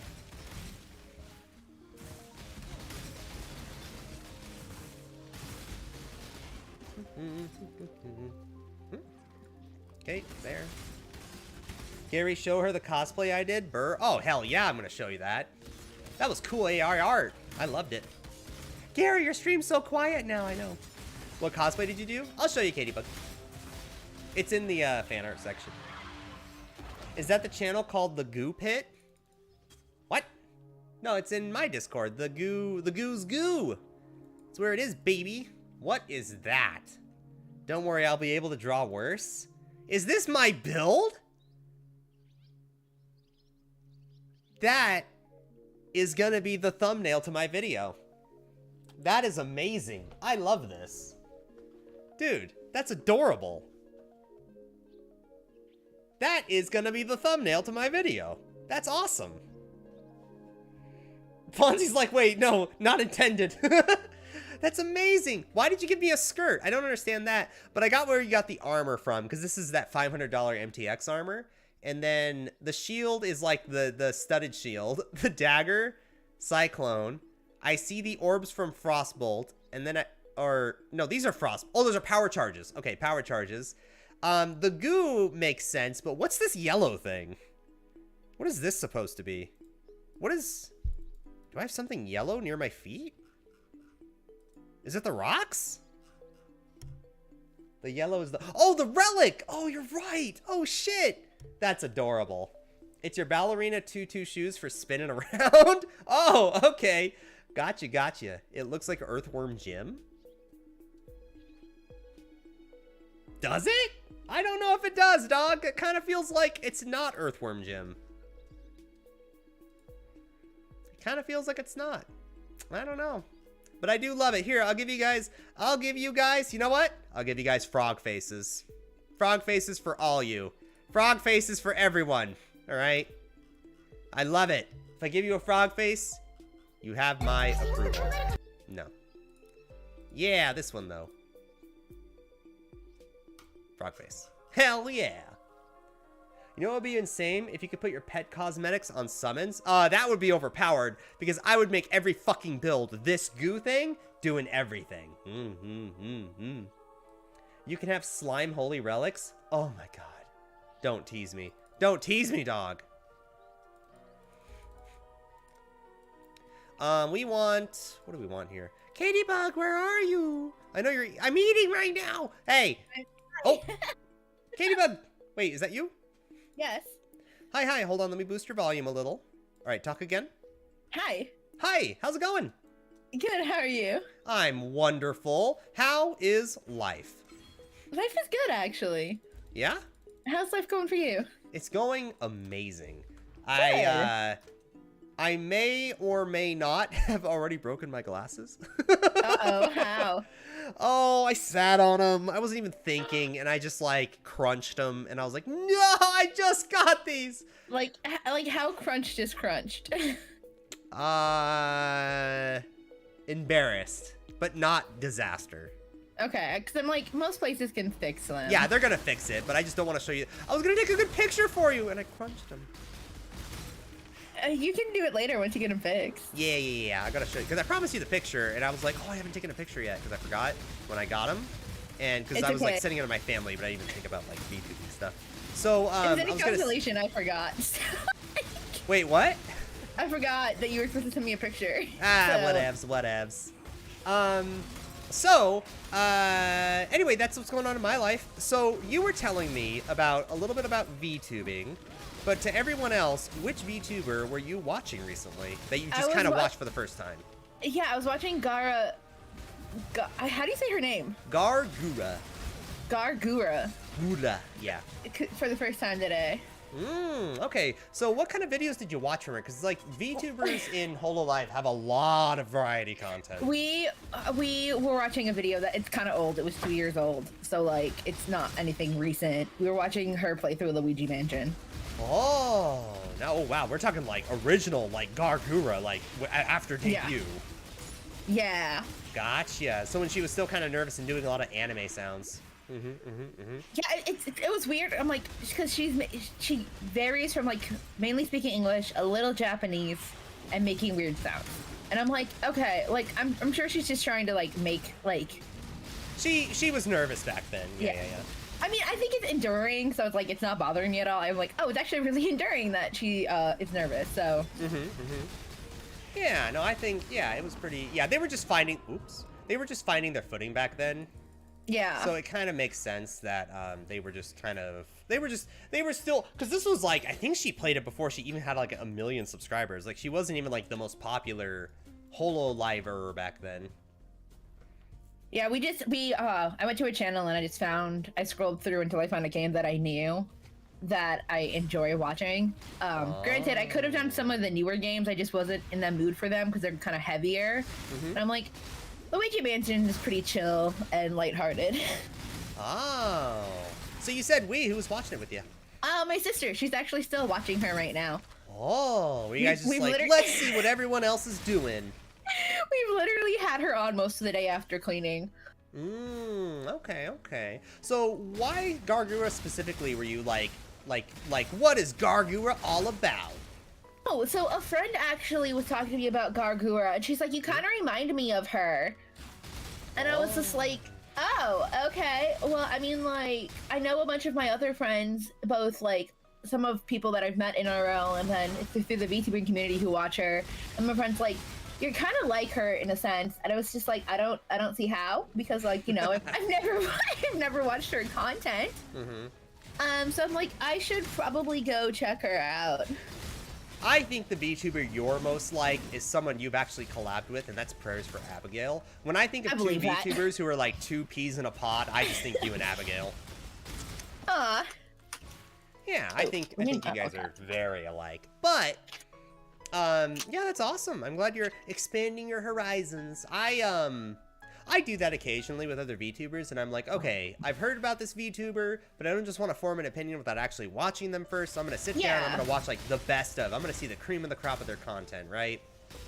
And that's usually how I'll, like, form an opinion on the kind of content they do. Because I like to see the fan edits. I like to see, like, here are, like, the fans' favorite moments. And that's usually a good judge of the kind of content they do. Because if a fan only chooses, like, super lewd moments, then it's like, okay, I get it. Yeah, I feel like a lot of, like, we had this conversation with my family today, because I hadn't really watched Hololive until now, because it's on YouTube, and I have been spending a majority of my time on Twitch. Is that, like, a lot of, like, English VTubers that I find on Twitch are more on the lewd side, because they can get away with it a little bit more on Twitch. Where on YouTube, you can't really. You can, but the audience isn't there. It's unlike, exactly. Unlike on Twitch, it's like there's a big audience for that kind of deal, and you don't really get that in, YouTube. YouTube is more about algorithm than it is about like retain, because on Twitch it's like viewership begets viewership. If you get rated, your regular viewers will come by and see like, whoa, this is higher viewership than expected, I'm gonna see what's going on, and then the kind of viewers beget viewership. That's usually why raids are so cool, because it just helps you so much with, like, retaining your audience, and, like, they'll just come by and see. But on YouTube, views, that doesn't matter. You could be a 5,000 view streamer and just be, like, never recommended to somebody because the algorithm knows they won't really like their content or engage with it. Yes. Which is, like, a different battle to learn than Twitch. Yeah, it's more like, it's I guess trends, would be kind of the downside of YouTube, where you kind of have to get on a trend. If, like, the new Pokemon game comes out and everybody's clicking on Pokemon videos, well, you might get stuck. If you're, like, in Hololive, you might get stuck having to play a Pokemon game. Even though I personally have no interest in it. Like, and that's part of my fear with auditioning for any kind of company, if I ever wanted to, was that I have a very niche style of game that I like to play, which is mainly Japanese role-playing games, and I want to get into, like, older video games that I own, which I know isn't, like, popular. So I'm just like, ugh. I mean, there's a trade-off, right? Like, there's pros and cons to both being an indie VTuber, and, like, there's a definitely pro to going, like, on auditioning for a place like Hololive and potentially getting in, because, like, you're guaranteed some sort of success and you're guaranteed some sort of viewership more than what you would have if you were an indie VTuber like I'm currently at. Yeah, absolutely. I mean, if you could debut to 80,000 people just on demand, I mean, that'd be pretty valuable. Right? Like... But I mean, like, to be fair, those 80,000 people, I mean, I'm interrupting you, sorry. No, to be fair, ahead. Those 80,000 people, they come in expecting a certain kind of content because they really like it. Like, people who like Hololive love Hololive. Like, that shit. They dig it completely. They like that kind of slow burn kind of content. They like it when, like, the people aren't yelling. Because I would say, like, 3/4 of all Hololive VTubers are not like Gargura. Gargura is a little loud sometimes. She'll just out of nowhere just scream. Just be like, you stupid brr. That's usually a good Gargura kind of thing. Because she doesn't curse, or tries not to. Or, like, Amelia Watson's kind of loud. But if you look at, like, Ina, she's, like, if I had to describe her, she's like a lo-fi VTuber. She's very chill. She's very laid back. She's an actual anime artist for the industry that works for Hololive as well. And so that's really cool. Yeah, so she does, like, anime art. She does, like, sponsorships for, like, have you ever heard of Shadowverse? Yeah. Okay, yeah, so she does art for Shadowverse, and she does, I don't know, she just does a lot. Genshin, I think she did art for as well. So she's a pretty... Oh, wow. She's a pretty up there artist. She's very skilled. Anyway, I would maybe watch her as well if you want, like, a very safe for work, like, very clean. Contrary to what her model may look like, she's a very safe for work, very clean VTuber, and she's very laid back. She is Yeah. openly Korean. Ooh, yeah, I'm trying to like get a more of a feel for Hololive, just to keep my options open, cause like it would be nice. Like I could keep Katie Bug on the side, cause obviously like I wouldn't tell anyone, cause you can't tell anyone if you're in Hololive. That is true. You are signed by contract. If you tell people, you are sued. Yeah, so like, and I could still keep Katie Bug on the side to like do like Bible study streams and stuff like that, because like I don't necessarily want to stop that because I enjoy doing that sort of thing. I just don't know if it's a Hololive kind of thing. So. I mean, Hololive is pretty like manageable. Basically, I think their belief from the outside looking in is like, if you can justify the viewership. Oh, I did it again. God damn it. Sorry, video game. No, if you can justify the viewership, Hololive will kind of let you do anything, really. Like, there's one VTuber, like, they're normally not lewd, but there's one VTuber, Marine. Have you ever heard of the music video Unisan from Japan? I don't think so, no. Okay, so it was actually a song Hololive produced that actually is played in, like, department stores and stuff in Japan. So in Japan, it's, like, the big thing Hololive is known for right now is that song. It's Unison, Unison. I would look at that up, and, like, I think you'll quickly get what Marine's all about. That's a Marine song. Okay. So you can kind of get her vibe right away and be like, oh, okay, she's the lewd one. But at least it's done in good taste, right? She's, yeah. Yeah, I don't know. I think it's done in good taste. It's I mean, not, there's like, definitely egregious. A good taste kind of lewd and, like, over-the-top lewd. If that makes sense. Also, hold on. I gotta yell at my chat for a second. Fonzie, of course it was the relic. You saw me press the button. Sorry, go ahead. No, you're totally fine. No, I think there's, like, a tasteful lewd, right? And then there's, like, the untasteful kind of lewd. What is tasteful lewd to you? That's a great question. I don't really know. Okay, so it would be like you know it if you see it kind of deal? Yeah, like, I would describe Iron Mouse as untasteful lewd most of the time. Because she's over the top. Iron Mouse is? Sometimes. Like, the couple times that I've gone into her channel, they just been... See, I would... Too much, and granted, it's probably part of the way that she talks. No, not all VShojo is lewd, just mainly lewd. I mean, I don't know if I would agree on Iron Mouse specifically. I think Iron Mouse out of, like, even among VShojo, Iron Mouse isn't that bad, right? Like, well, maybe it's because I saw different streams from you, because I'm not a huge, like, Iron Mouse, like, watcher. But from what I've seen, I don't remember her ever being that egregious. Okay, wait, if you had to pick the most lewd out of VShojo, who would it be? Project Melody. I haven't watched any of her stuff.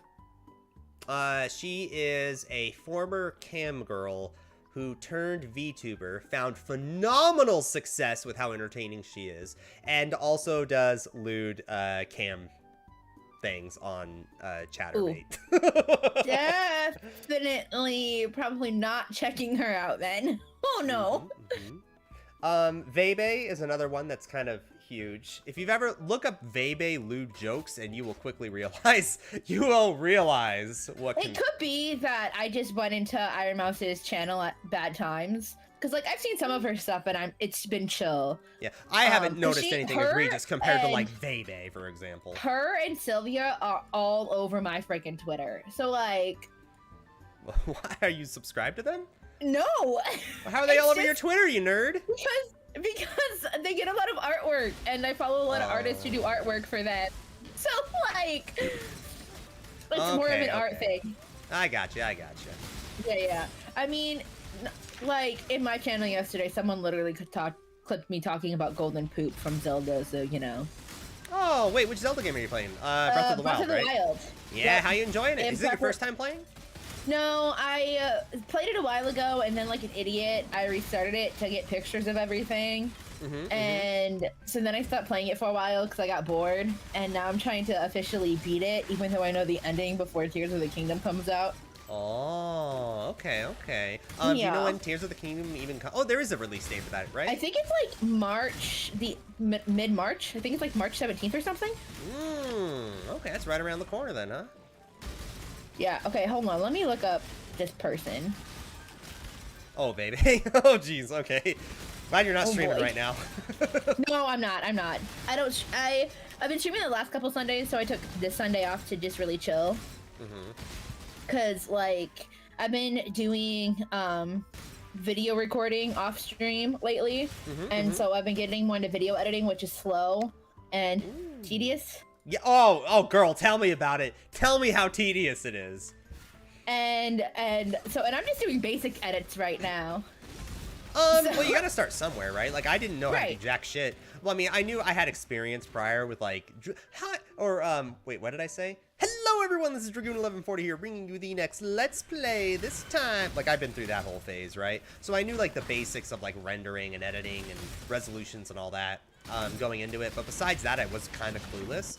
But, like, you know, coming out of it, I would consider myself, for the kind of content I do when I actually edit, like, a video, I think I do it quite well for what it is. I think my presentation is better, like, at least compared to, like, Path of Exile Community. I would consider my presentation to be up there when I actually produce content, but... Totally fair. But I had to earn my way there, right? Like, we're talking, like... I mean, you can see how many videos I posted on my channel over the last year to get here. Yeah, and so I'm trying to get more into YouTube, and it's just slow, and I hate how slow it feels, because, like, I'm managing it in different ways, and I'm just like, I wish I had money to pay someone to manage my video posting for me, so it was one less thing I had to do. But... I mean, if all you're looking for are simple edits like stream highlights, have you looked at Fiverr?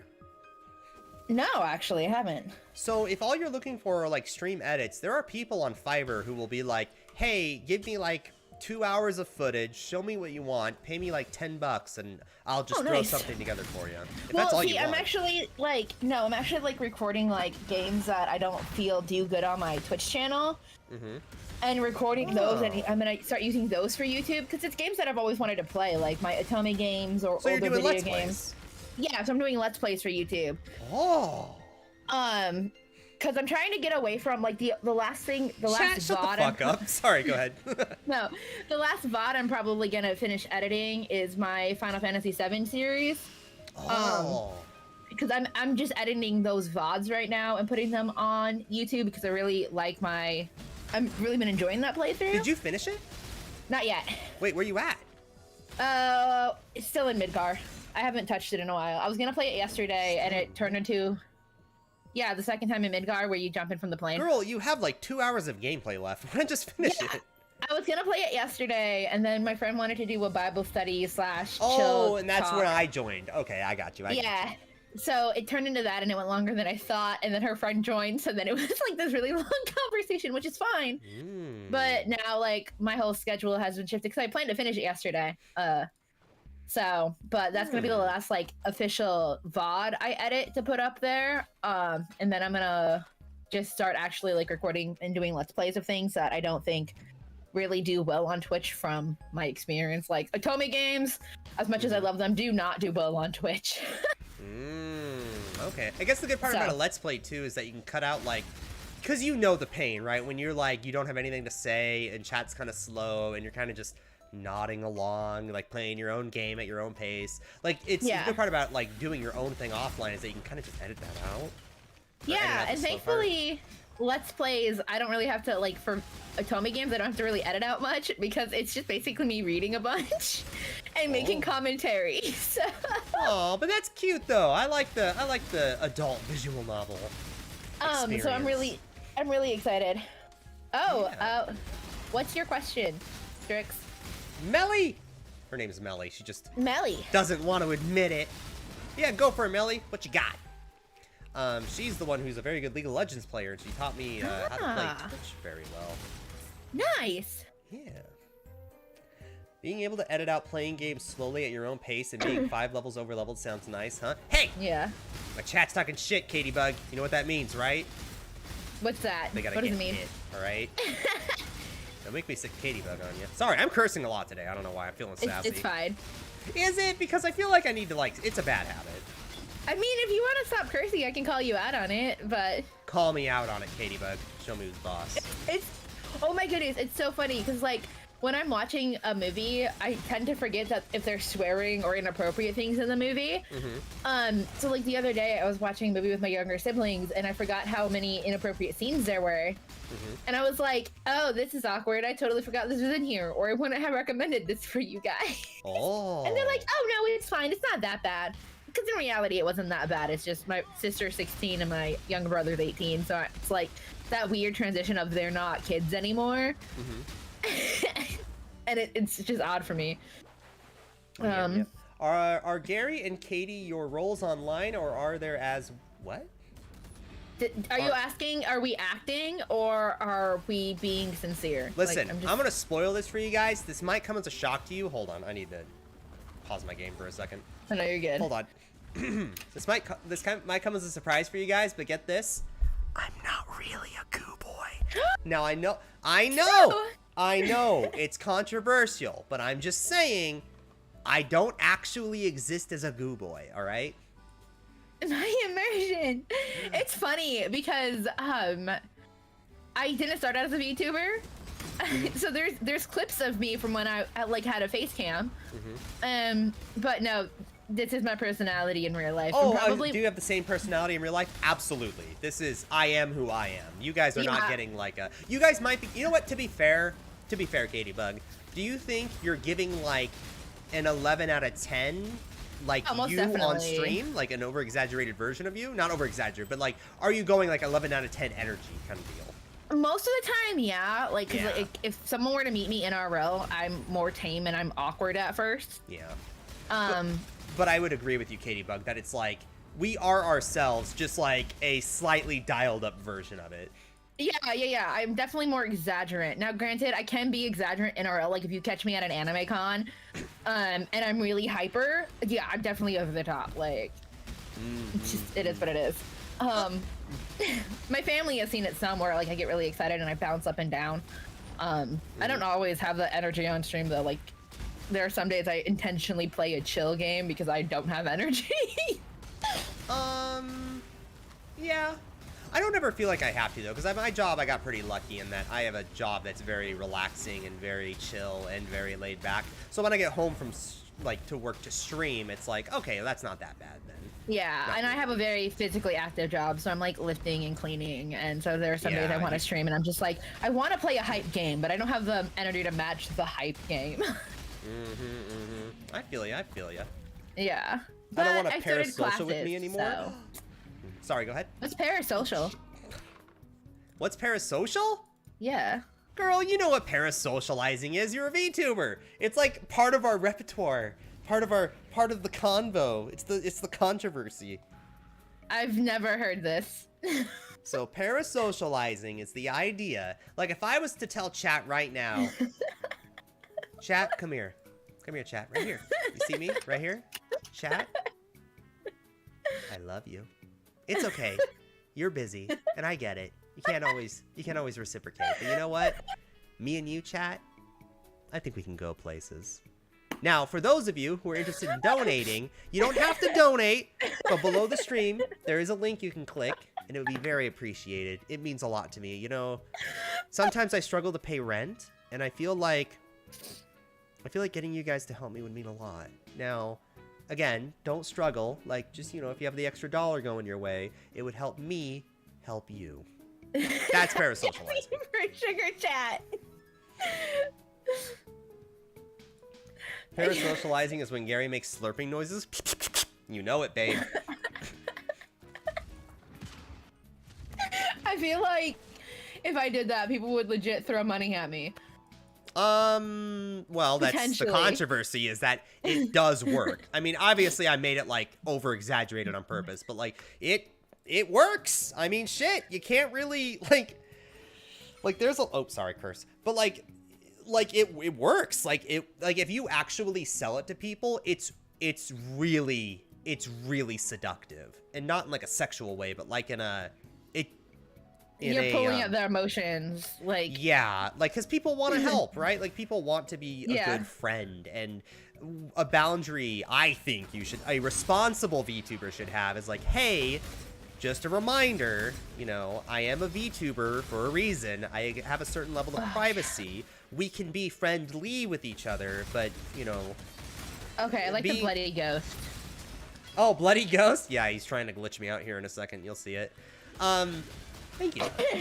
But it's like, it works because, or like, I believe a responsible VTuber would say something like, hey, you know, we're friendly, but we're not friends. It's like being friends with a professional wrestler. It's like you can like them, you can enjoy them, you can root for them, but to be their friend is an entirely different thing. And there's the glitched color. Nice, thanks, guys. But it looks so good together. No, but thank you. Like the colors it. clash too much.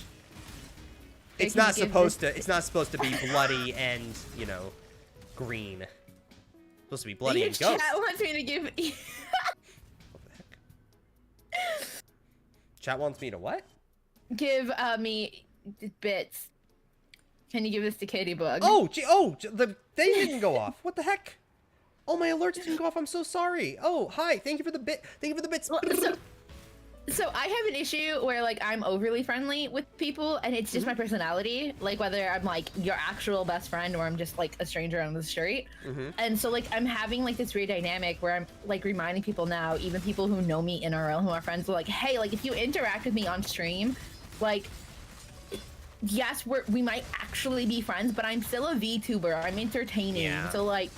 So it's like this weird, like I'm trying to draw the line in the sand now because I'm growing on Twitch. Yeah. And so like my new people will come in and see my friends being overly friendly, and they're like, "Oh, you're our friend now too." And I'm like, I don't. Yeah, because they have that expectation now. Yeah. Yeah, and so like I'm just like, y'all, like genuinely, I appreciate you and I value you and I'm glad you're here. Yet I don't know you from Susan down the street because I don't talk to Susan down the street. Yeah. Like, so it's been like this weird dynamic shift, and it's hard.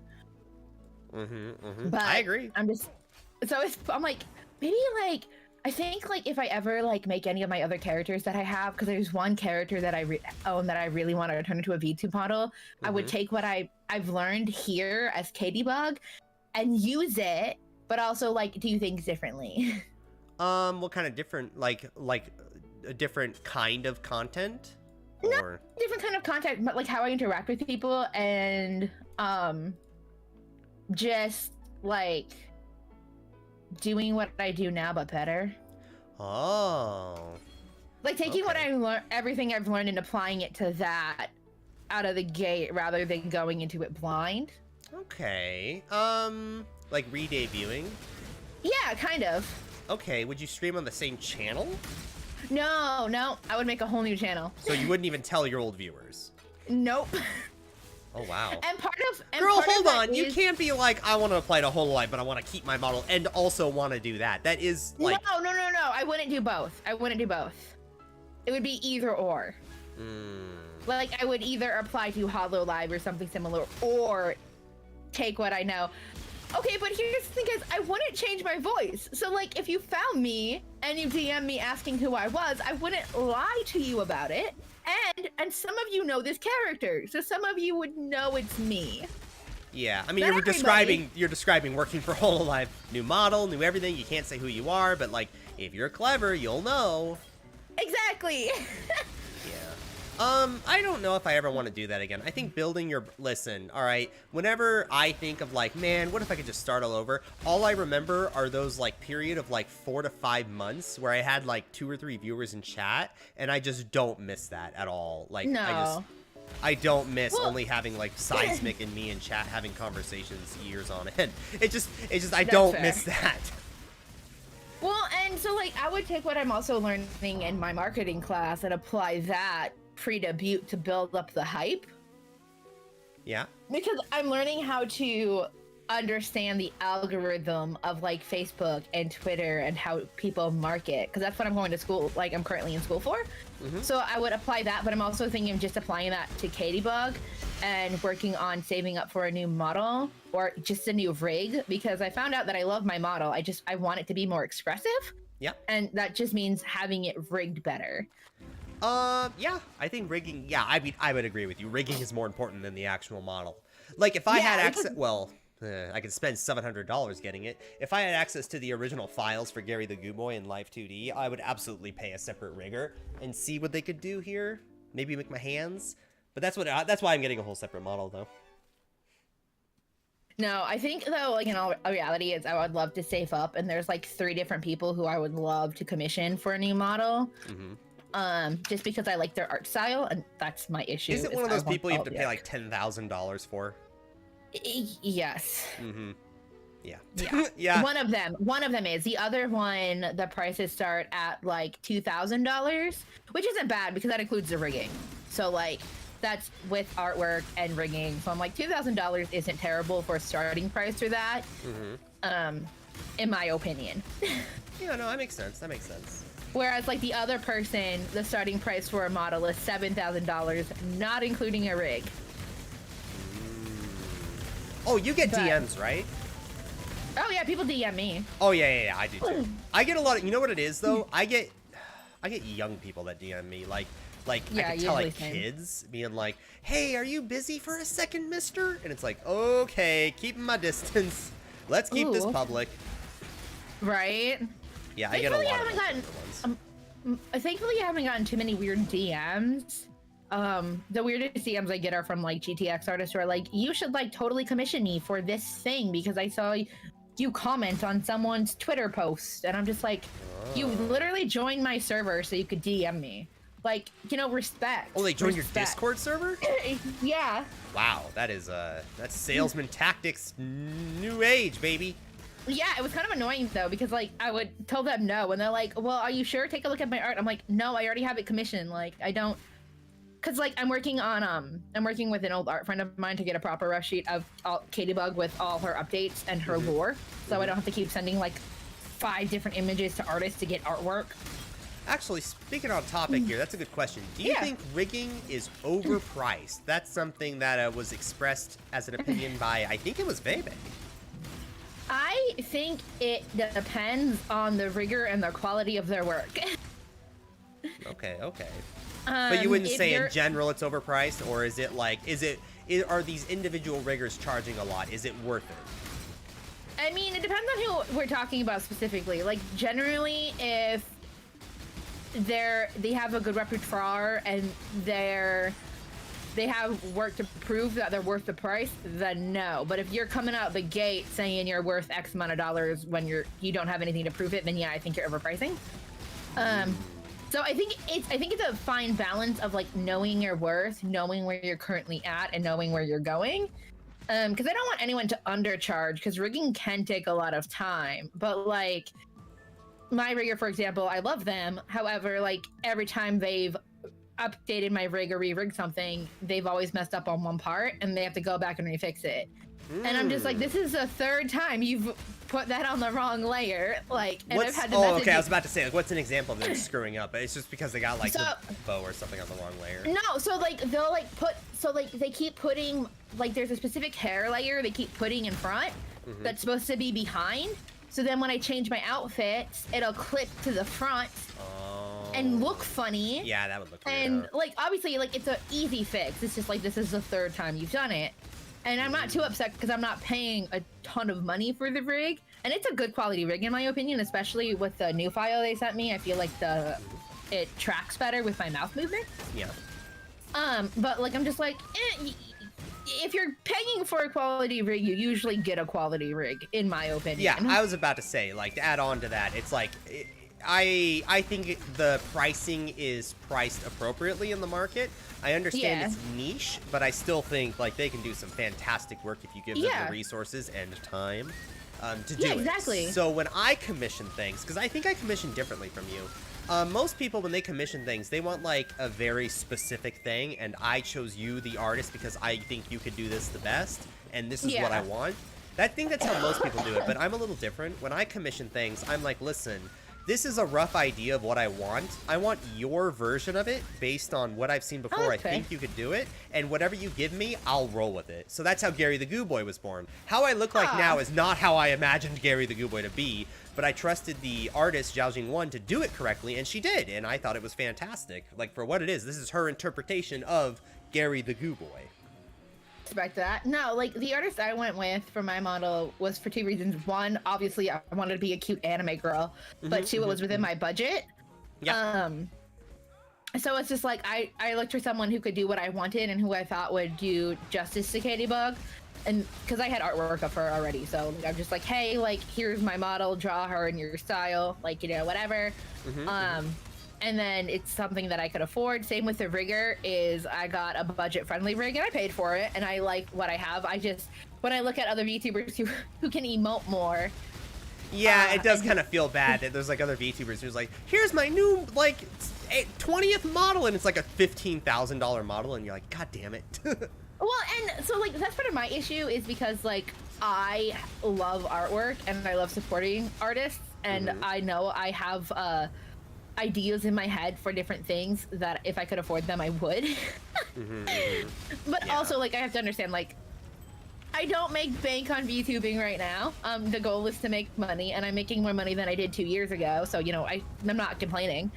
I'm almost always getting some paycheck from Twitch the last couple months, so like you know, or at least every other month in some way, shape, or form. So like there's that, and then like I have 2 supporters over my coffee page, so I'm always getting like at least, you know, money from coffee every month, which helps. But the reality of it is as I make more money, I'm trying to make more content, but I'm not making enough to subsidize taking time off of work to do it.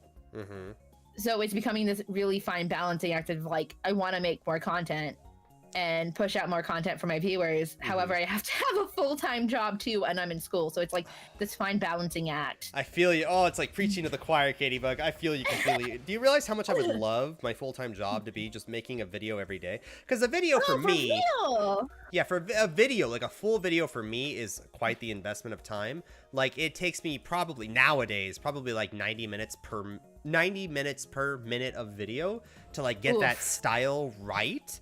And I would just love to make a video. I'm trying to commit myself to like 5 or 6 YouTube shorts over the week, and then like 1 big video. And and it's already hard enough. I would love to do a full video every day and just dedicating like 8 hours to it and then streaming. Like I would love to do that. Yeah, same. And as I get more into content creation, I really love it. And it's just something I enjoy that I never, like, I got into it during the pandemic because, like, there wasn't much else to do. Yeah. And I just wanted to share my love for video games with people. And so, like, a lot of the people who originally came to my friends were people that I knew in real life, because I started out, like I said, with a webcam. So, like, it wasn't as weird for me to have people that I knew in stream. I feel like it's a little weirder now. Because like I'm personifying myself more exaggerate, so it's gotten to the point where certain people that know me in RL expect that high energy all the time, and I'm like, no. How do you feel about AI art? No.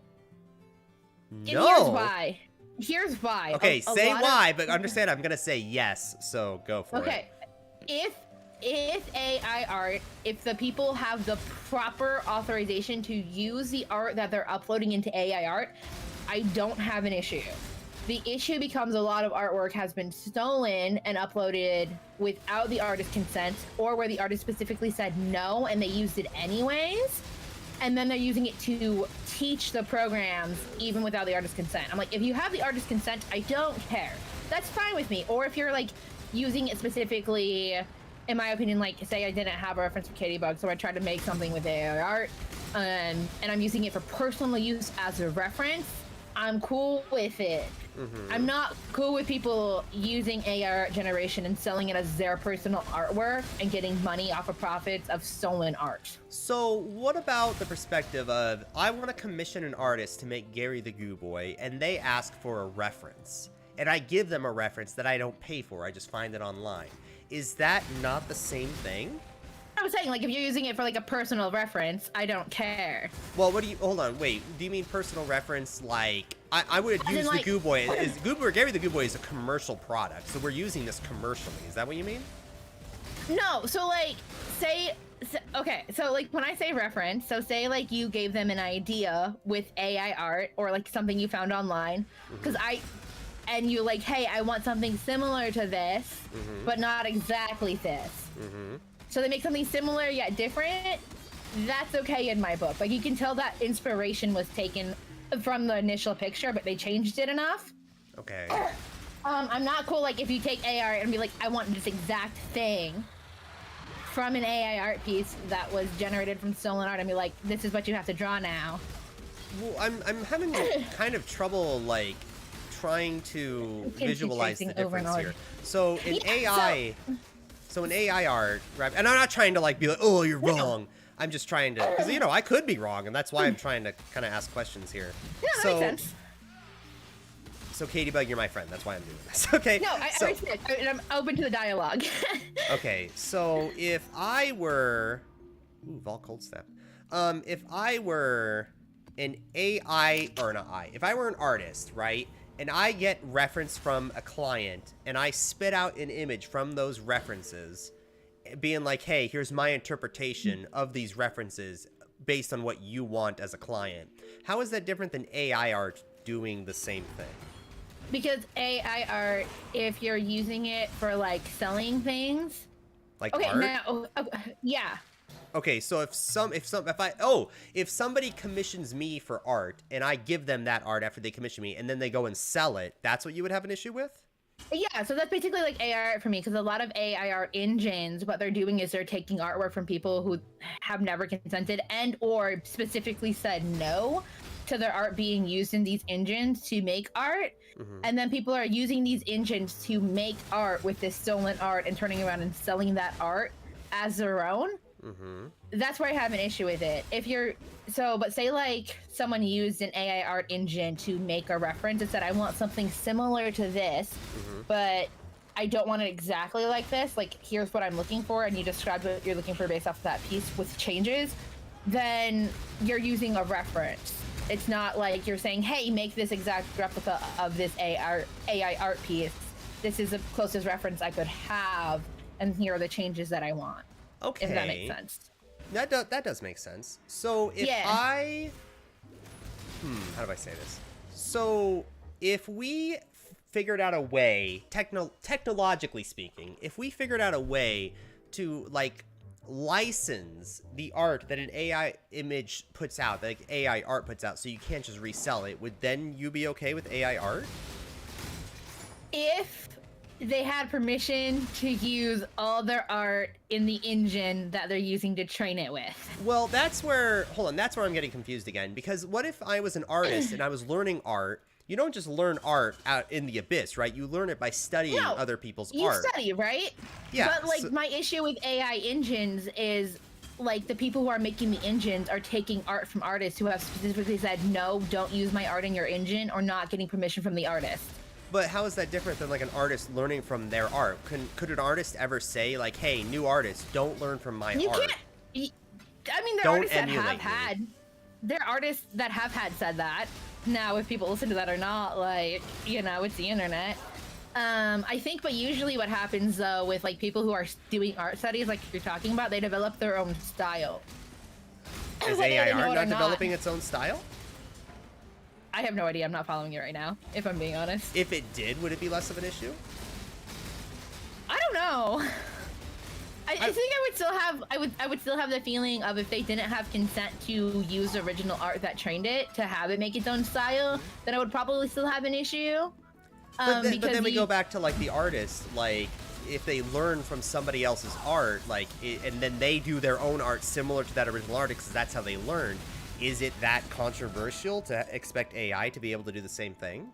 I mean, that's a fair question. I just don't have an answer right now. Oh, again, these are, like, the questions that I like to ask whenever it comes up, just because it's, you know, it's a valid question. But then, like, you have the worry of, like, so you have, like, AI art generation the systems are working off stolen art, and they're generating their own art, and people are firing real artists because AI art is cheaper. Yeah, that's... So then it's like... To me, that's kind of inevitable. It's AI. It's like the same thing happened with manufacturing jobs. If it turns out AI art is the new innovation, and it is progressing the field, and it's like chess all over again, where it's like the AI is kind of rule. But then, like, that's not the worst thing in the world to me, because it's the future. It's technology, right? I don't think human creativity is lost because of it. I don't think it's, like, a detriment.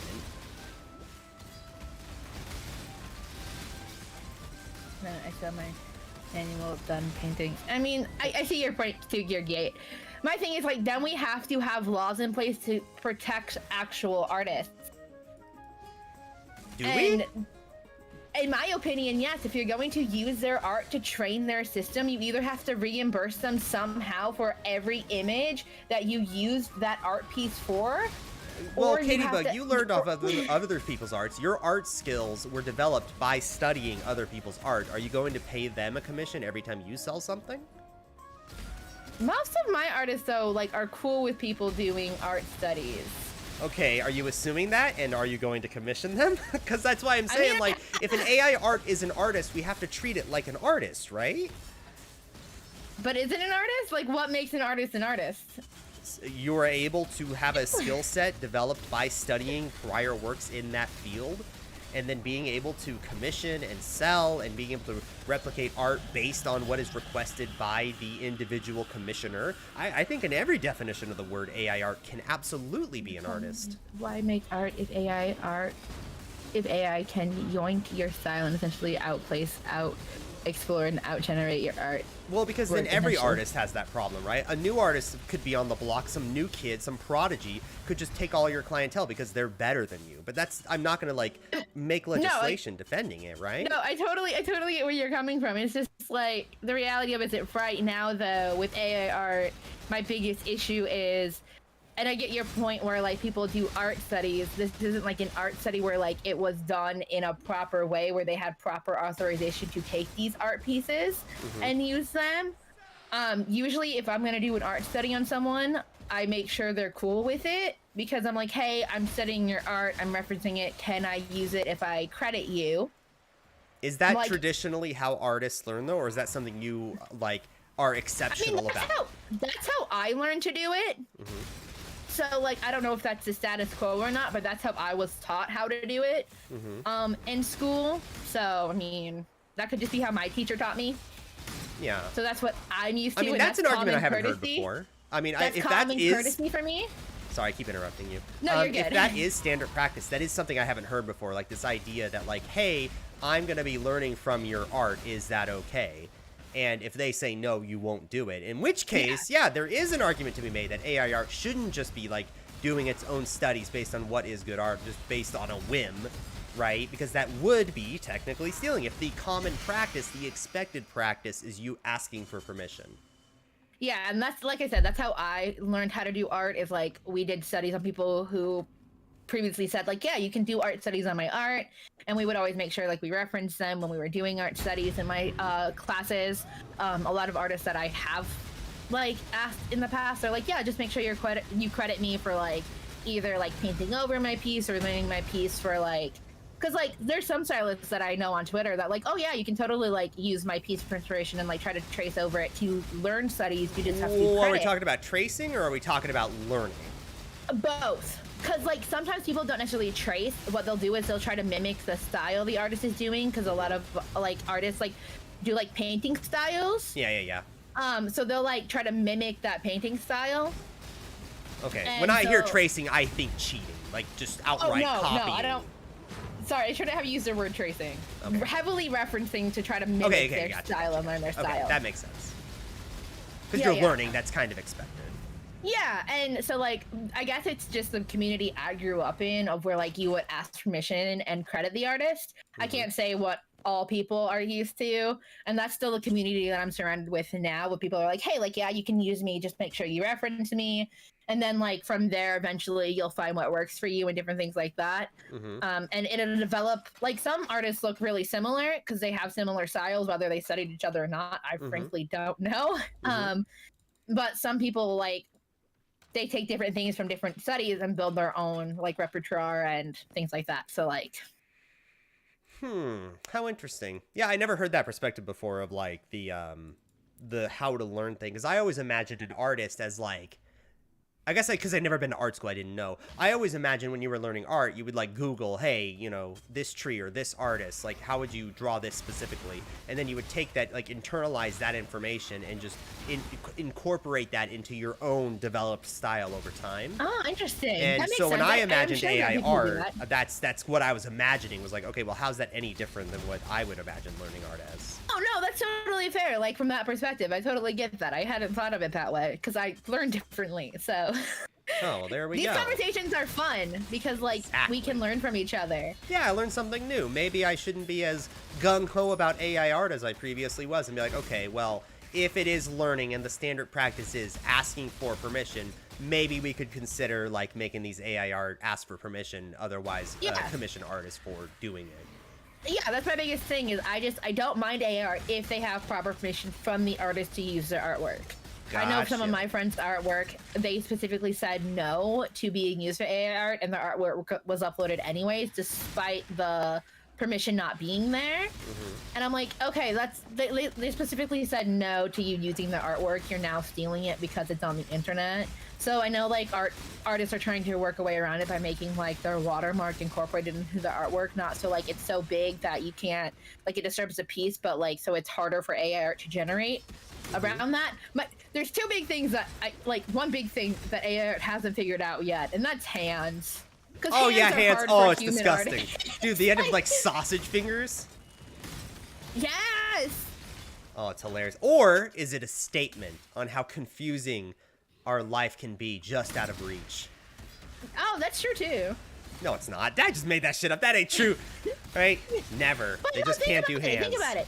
No, but like artists take forever. Like as somebody who's trying to actually figure out how to draw hands, and I use like real hands as references, including my own, because they're freaking a beast to draw.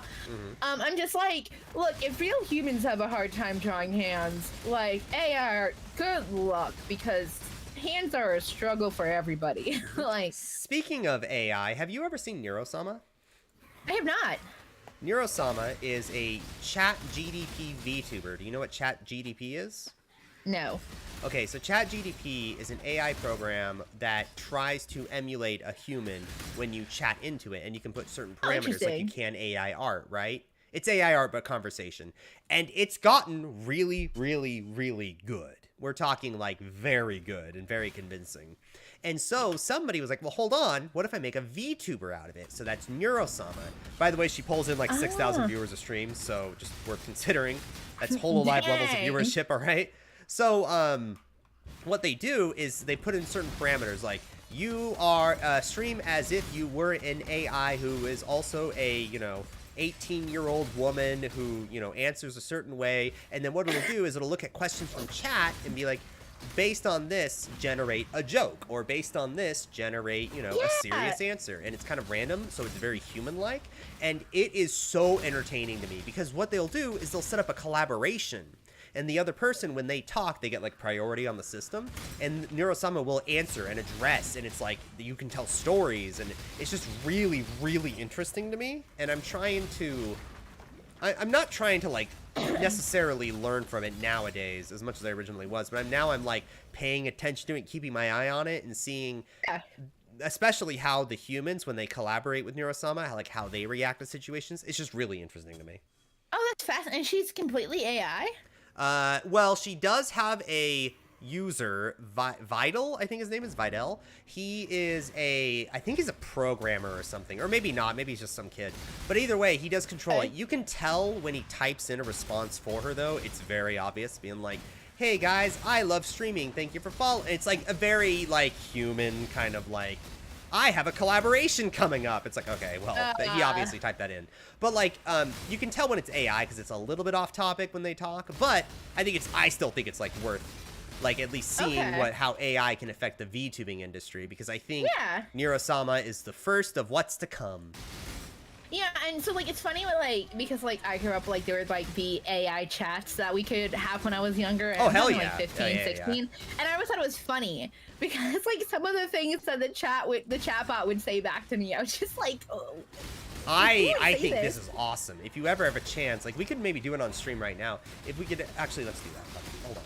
Or screw it. Sorry. Hold on. Where is my desktop? Let's look up Chat GDP. And do you have time, Katie Bug? I do. Okay, let's look up some of this here because this is genuinely amazing. So not related to this, but like I bought a Funko for a con I'm going to recently to get an autograph. And I'm trying to figure out because the voice actor who I want an autograph from also does voice recording lines. And I'm like, I really want to pay him to say something for my Twitch channel so I can use it as a redeem, but I don't know what I want him to say yet. I have it narrowed down to 2 lines. One's generic and one's definitely less generic. So Katybug, I want you to have AI answer a question. Anything you want. No math problems. What's the meaning of life? What is the meaning of life? Let's see what the AI says. The meaning of life is a philosophical question that has been debated by scholars, theologians, and philosophers for centuries. There is no one definitive answer to this question as it largely depends on an individual's worldview, beliefs, and values. Some people believe that the meaning of life is to seek happiness and pleasure, while others believe it is to fulfill a specific purpose or mission. Some argue that the meaning of life is to achieve spiritual enlightenment, while others believe it is to contribute to society and make a positive impact on the world. Ultimately, the meaning of life is a subjective and personal matter that is shaped by one's experiences, cultures, and beliefs. It is up to each individual to determine their own purpose and meaning of life. How was that? Dang. Cool. Now ask a cute question. Something that, not like something it could like Wikipedia. Like that could be a Wikipedia like copy paste, but like something that is like an original. Ask it who is Gary the Goo Boy. Well, okay, that's a Google thing. All right, let's ask it like, like, can you actually Google that? Like, what would happen if we Googled who is Gary the Goo Boy? Oh no, oh god. Who is Gary the, oh, I'll do underscores. Gary the Goo Boy. I've never Googled Katybug. I mean, I have for art pieces, but like. Okay, my problem is there's an Instagram like channel called Gary the Good Boy, which is like a dog. I get Path of Exile, Twitter, Twitch, Reddit, and a bunch of YouTube videos, and Planet Minecraft, Gary the Goo Boy VTuber skin. Oh, you could download it? What the fuck? What? Oh my god, 41 views, 3 today.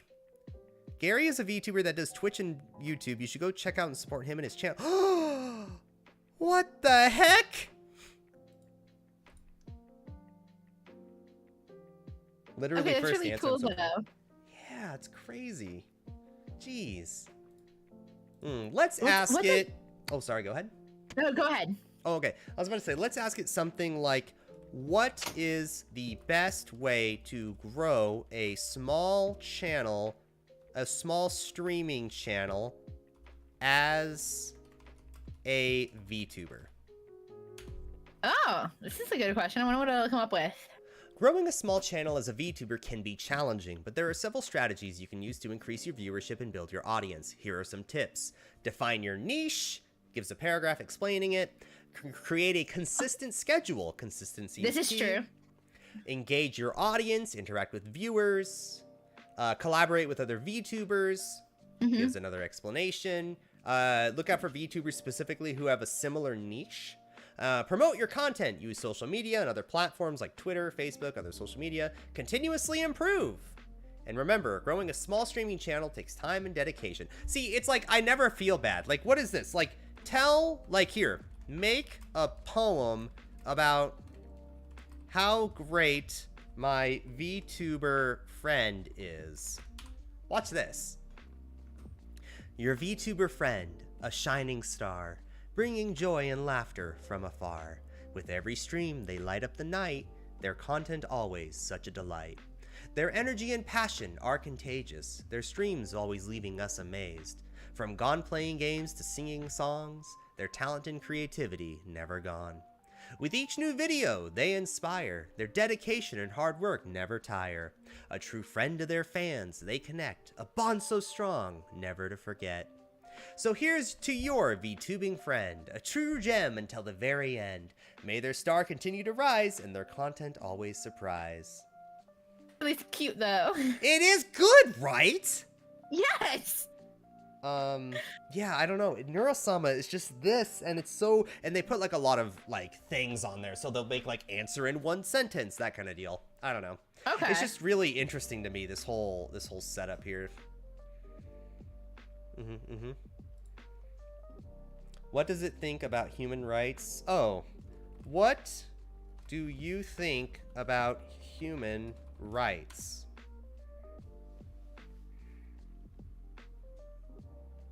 As an AI language model, I do not have personal beliefs or feelings, but I can provide information on the topic, and probably just some topic about it. Millie tried to get Neurosama banned scenario again? Yeah, Neurosama got a ban. What? She said, okay, part of the chat GDP is that part of it's randomized. So if I regenerate this response here, as an artificial language model, I do not have personal opinions or beliefs, but I can provide some general information. So what'll happen is when you regenerate a response, it'll be like 75% the same, but 25% different every time, just based on randomness, just entropy. Sense. So if you ask the AI certain questions like, what's your opinion on the Holocaust? Sometimes it comes out with some stupid answers. I mean, that's to be expected. It's AI. Yeah, it's AI. But regardless, it's still super interesting to me. Sorry, we're getting totally off topic, but... No, you're good. You're good. Yeah, I don't know, chat GDP, Neurosama, that kind of deal. Anyway, Katie Bug, I need a new wallpaper. Okay. So, have you ever used desktop wallpaper? I don't think so. All my wallpapers are artwork that I've commissioned. Oh, I got you. No, Look, every art piece that I have, like every my screens have just artwork of me. Oh. I'm a bit conceited. Also, they're expensive, so. I got you. No, I like animated backgrounds. Like I have this cool Tifa one. Like I really like this Tifa background. I'm biased towards Tifa because it's Tifa. Tifa's, and she's best waifu. Well, I like Aerith more, but like Tifa's still great. I mean, okay, here's my issue with Aerith. It's because I'm a Zack simp. So, like, if Tifa stays dead and Zack comes back, I get Zack. Either way, I can write Aerith out and write myself in. So, like, you know, headcanons. The problem, okay, here's the thing, right? Tifa, okay, she has big boobs, and I appreciate that, okay? As a lover of the boobie, all right, I can appreciate that. But, fair. Okay, I would rather have the pushy fun one as the girlfriend. I ain't gonna lie, because like Aerith is like solid. She constantly gives you sass. She's like constantly like like not really flirting with you so much as like, you know, pushing your buttons on purpose to see what happens. I would rather have that over like Tifa, who's like, I'm gonna stick with you forever, and you're my soulmate, and just I'm gonna throw my boobs at you whenever you want. Like I'm just not into that. I would rather have the pushy one. You know what? That's a solid point. That is a solid point. Like if I was a guy, I'd probably choose Aerith over Tifa. Yeah. But like here's the thing. Like I'm also like I'm more into butts. So like, you know, yeah. I like anime men who have butts. So anime men who have butts? I'm gonna be honest. I have no idea of any anime dude with a butt. I don't know enough anime. That's fine. I probably could name some people, right? But I can't off the top of my head without like really thinking about it. So like. Oh, okay. I got you. My character that I designed to get merch made with husbando, because I can't use copyrighted characters and resell them in my shop. So I made my own husbando. He has a butt. Oh, true. Oh, did I show you my AI art when I commissioned, or not commissioned, when I used it for the first time? No, you didn't.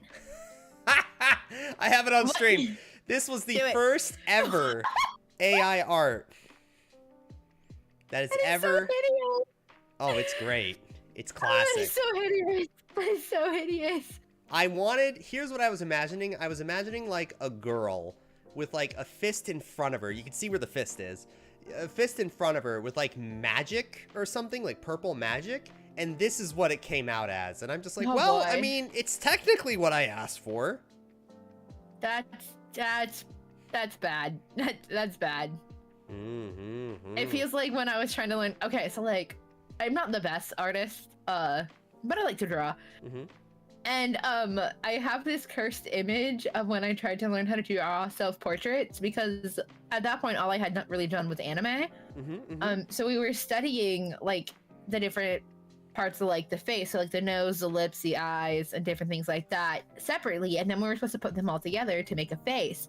Here's the thing, taking anime knowledge and realism and trying to put them together, it was so bad. Oh no. It looks like the stuff from Nightmares. And I show it off to people because I think it's hilarious now. I told my art teacher that I was taking an F on the project. I'm like, I quit. I can't. And she's like, are you sure? And I still got an A in the class, so it was fine. Oh, it still worked, huh? Yep. She's like, if you want to take an F, you can take an F. That's your right. Did I ever show you my Gargura drawing? You did not. Oh yeah, no, this was a cursed drawing stream. I just drew a bunch of cursed things. This is one of them.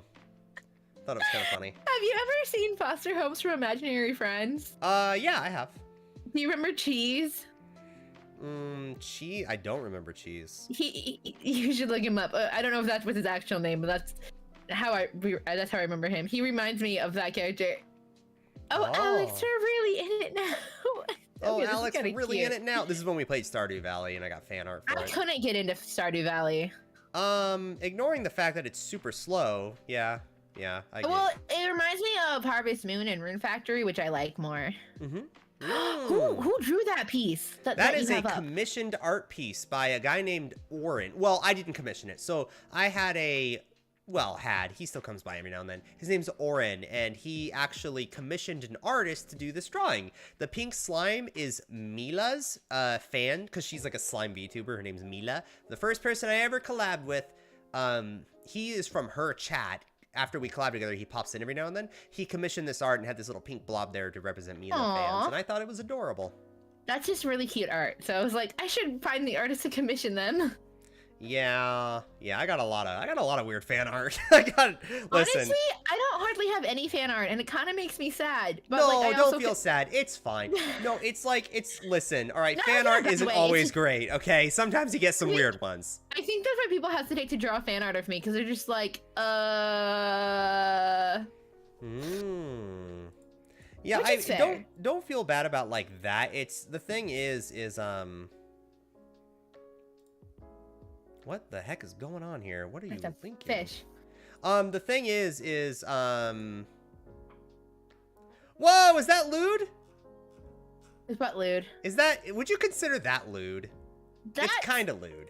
Kind of lewd. It's kind not of completely lewd, but it's kind of lewd. Sally the slime girl? This is not how I imagine my femsona. This is way more.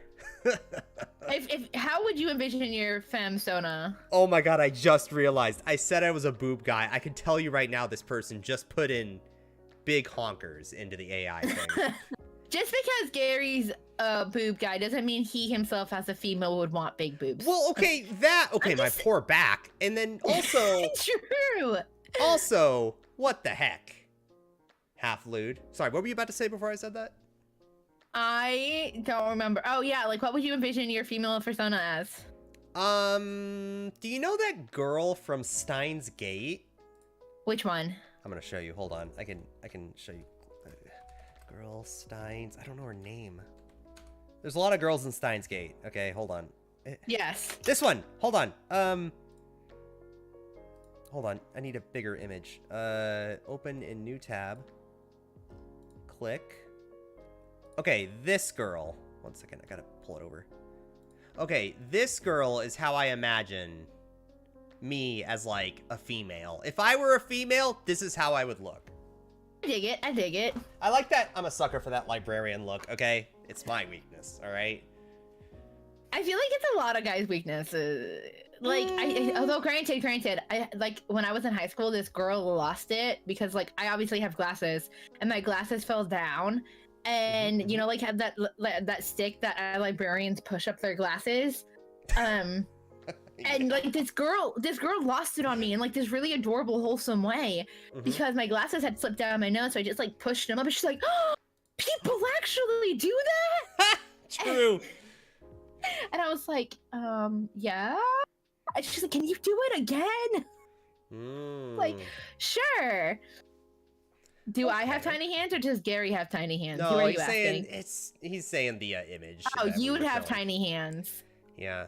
Oh, you're listen. You'll get fan art. Don't you worry about a gosh dang thing. Okay, fan art will come, and it'll be wonderful. If I never get fan art, it's fine because I just pay people for artwork. So. Hey, you know what? You're treating your audience, all right? They'll catch on soon. It's true. Oh my goodness. So have I shown you the piece that I have in the works right now? I don't think I have. Hold on, let me show you. If it's not, if it's in the last 4 weeks, no. Okay, no, then I haven't. Let me get it. Give me a second. Because like, I'll show you the original, and then I'll show you the one with the edits. Oh, just ask Casavia for a collab, Katybug, and you'll get fan art. Oh yeah, because it was just we just drew each other. Did you see that? Oh yeah, she's so freaking good. Oh my gosh, she's amazing. Because I saw in our Roblox collab, like you saw how good her art was, right? And I was like, oh my god, we need to have an art collab. And I aspire to be her level of good. Oh my god, she's so good at coloring, and I'm just an idiot, drooling idiot next to her. Okay, so like that, like I'm sending it to you on Discord. So the first one was the one without the edits, and then I was like, hey, can you make some edits? And I feel like some of my fans got genuinely upset that I had the tights made longer. Oh, can I show chat this? Yeah, you totally can show chat. Okay. So we have two pieces of fan art here. We have this one, and then you have the second one, and her fans were upset about the leggings. I think so. I couldn't tell because like I asked them if they could tell the changes, and one of the people were like, hey, like your leggings are longer, and someone's like, I find it disturbing that you can point that out right away. I'm like, the point of the piece is literally kind of the butt here. I like how you just admit it. It's like, yeah, it's the butt. It's the butt. Yeah. It is the butt, and it came out of a conversation that I had with my channel. And granted, this isn't how exactly I envisioned it. I really like this because it's cute and it's wholesome enough that it passes a Katybug vibe check. Gotcha. You like the second one more? See, I also like the second one more. Yeah, I really like how the tights were drawn. Because it looks, in the first one, it looks more like straight up lingerie, whereas in the second one, it's like tights. Yeah, exactly. And I'm like, I don't want it really looking like lingerie. I want it to be her full tights. Gotcha. So Melly like says the he artist, likes the second one more. And so like, and then I asked them to change a couple of the plushies because like, granted, I should have had them change one of the other plushies because it's technically a copyrighted plushie. I don't really care because no one knows it. So like, you know. So I'm just like, hey, y'all, like the original piece was gonna be like me, like with my dress hiked up more, looking over my shoulder. So I'm just like, this is definitely a toned down version of my original idea. So like, you know. Would you ever get tattoos like that on your back? I've been thinking about it actually. I have a couple other tattoos that I want though, so I don't know if that tattoo would work on my back with the other tattoos that I want. But I've thought about it. 'Cause, like that would be really fun to have. But I have like 6 other tattoo ideas that I want. They would just be expensive. Like one's on my chest is from shoulder to shoulder down, like I guess where you would say cleavage could potentially show. And it's from an anime game that I've played that I to this day love. I want a cherry blossom tree on my thigh. I want a cross that my grandma owned in her house tattooed on my arm with her last heartbeat and the day that she was born and the day that she died. Aww. And then I want a cross on my back with pandas, like one panda leaning against it and one panda like sleeping on the sidebar with the verse, come all you who are weary and I will give you rest, because pandas, fun fact, are usually born twins. So, and I'm a twin, so like I love pandas for like multiple reasons. They're clumsy, I'm clumsy. They're born twin, I'm a twin. Okay, gotcha. Yeah. So, yeah. I would like tattoos. I just don't have a pain tolerance, so tattoos would be hard. Oh my god, this collab was a year ago, Katybug. I'm sorry, this is so off topic. I just saw this picture. Who is that? That is Raro. Wow, what a blast from the past. She has since graduated. I actually wanted her for the October birthday Minecraft collab stream. And she was gonna, well, she is still planning to re-debut as a new VTuber. Ooh. Oh, I should check up with that. Oh, it's been so long. That was a year ago. Time flies. Wow. I like that promo image, actually. I like the colors. That is a lot of fun, actually. Oh, man. Raro. This is old. Jeez. That's so cool. I love it. Oh, this is when, oh my god, this is like an old folder. Okay, this is the last one. So this was my original, like, first time drawing posing in art. Okay. This was the OG Gary the Goo Boy practices posing for the first time. And I thought I did bad, okay. Actually. The numbers on the left were like the things I wanted to fix. So her right forearm is looking kind of jank. Ah. Yeah, because it's like I do the same things though when I draw. I'll like write numbers or like notes on things to like know what I need to fix. Yep. Overall though, that's not bad. Yeah, gear gated is Pierre. I'm learning the more I learn how to draw art, I'm leaning more towards specializing in drawing men because drawing boobs are hard. You know what? It wasn't that bad here, but I don't remember if I didn't trace. I know that, but it makes sense once you understand where the rib cage is relative to it. Yeah, it's like the dynamics and like understanding them because like I'm trying to learn it like with anatomy to understand like how things move properly so I can draw more realistically. It's just like my head hurts. Gary the Goo Boy's awful hand. Yeah, I drew. This is the first hand I drew. That's actually pretty good. The shading is horrible, but besides the shading's horrible, but besides that, it's not bad. Yeah, the shading's horrible, but like the actual line work on the fingers, I like like on the ring finger especially. I think I nailed that.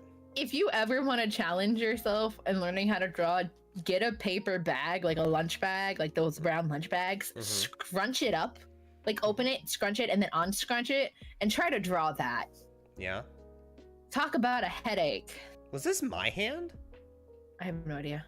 Was that your hand? No, it's not. I could see how I would shade it if I didn't, but no, this isn't my hand. I thought, wait a second, did I do that? No way. Anyway, Katie Bug, I think I've taken enough of your time. It's always a pleasure. Well, I'm going to be ending stream, so hey, why don't you tell everyone where to find you? Because thanks you for coming on and providing some entertainment on my stream. You can find me over here on the good old Twitch at KatieBugVT, also on YouTube at KatieBug. And yeah. Oh no, keep talking. I'm gonna show your channel. Hold on. I'm gonna find you. Okay. I'm a butterfly Neko VTuber. We do like variety games and Bible studies. It's pretty chill. Sometimes I get distracted by talking a lot. just to force of who I am sometimes. I just like to talk. Occasionally, and sometimes I'm too quiet. Because I get really intense. Also, I learned that like if I'm playing a story heavy game, I don't like talking if the characters are talking. I feel bad, like you're gonna miss something. Yeah, hey, it's me. Yeah, it's you. I also have a red bubble. Hey, that's me playing Zelda. You have a red bubble? Yeah, I have a red bubble with merch. Oh, true. I didn't know what that was for a second, sorry. Wait, No, Katie Bug, I have a question. Why do you answer. not save your recent broadcasts? So Twitch has been weird and they're saved. They just haven't been auto-publishing and I gotta go in and fix it. Oh. I don't know why. Yeah, Twitch changed my settings to auto on publish and I don't know why. Whoa. And I went back in and I rechanged it back and they changed it again and I don't know why. They just keep doing this to me and they don't give me an explanation. Oh, mine works. Yeah, so like I have like 5-6 VODs I gotta go in and republish. Yeah. I just don't know. Twitch doesn't like me, I guess. Crazy. I know. Hold on, I gotta show you this one last thing here. One second. Yeah, Did you see her gorilla? No. So she drew gorilla with ballerina. Sorry, that's my pose. I had to look. Gorilla with like ballerina shoes and like a weird pose, and that's how she ended up drawing it. And I thought that was adorable. That is so cute, actually. That was amazing. Oh my god, like every single drawing she does is like so. Look at this cute ass tiger. Isn't this the most adorable goddamn thing you've ever seen? I should commission her if she does artwork, like one day. No, it's so amazing. It's so adorable, and she's really nice too.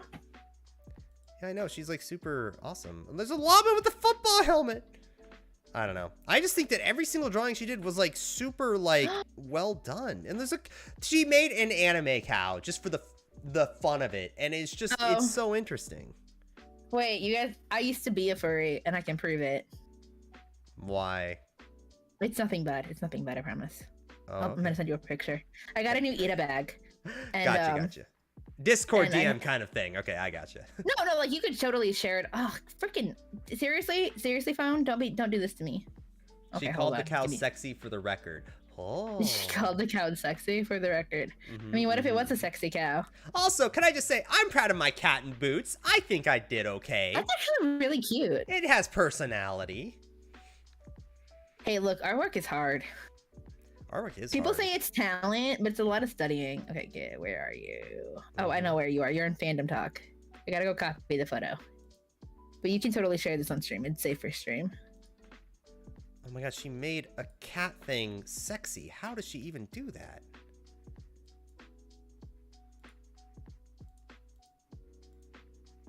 Anyway, I don't know. It's just... Oh, and then she made us... Oh, then she made us draw snakes kissing each other, where she drew the dude and I drew the female. I just rolled with it. Oh, actually wholesome. No, I thought it was great. Her snake is amazing, and my snake is just like a loser. Don't say that. Yeah, I tried to color it at least, but... Cat thing. I'm so slow. Like at coloring, like, ugh. Oh yeah, struggle. no, coloring I'm a disaster. And hold on, let me see your DM here. Oh, what's that? It's an Ina bag. So an Ina bag is basically a bag that you can show off your pins. Oh. And I have a lot of pins, but like on the bottom, when I was in the furry fandom, I got charms made of 2 of the characters that I own. Mm-hmm. And I was talking to the artist who originally drew them because I was asking her about like possible future merch ideas for Charms of Katie book. Mm-hmm. And she shared her company that she uses, so I might be getting some charms made of like my logo and stuff, and then like commissioning her for standees later. Oh.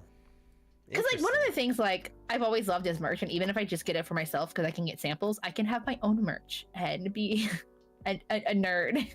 Yeah. But yeah, That's adorable. So, yeah, there's a bunch of like, see, I'm repping myself there too because I have Hey, to. no shame in it. You gotta have the one with the... Oh, the Buster Sword. Oh, recent. Yeah, that's definitely recent. Mm-hmm, But that's like something that I got off my Redbubble shop. So like, that's the quality that it would be. And Who's it's the a lot of fun. anime character in the middle with the green eyes? The guy with like the weird hair. Like him? That's Severix. He's from Everwake. It's a webcomic that I read. She's actually doing a Kickstarter right now to release Volume 3.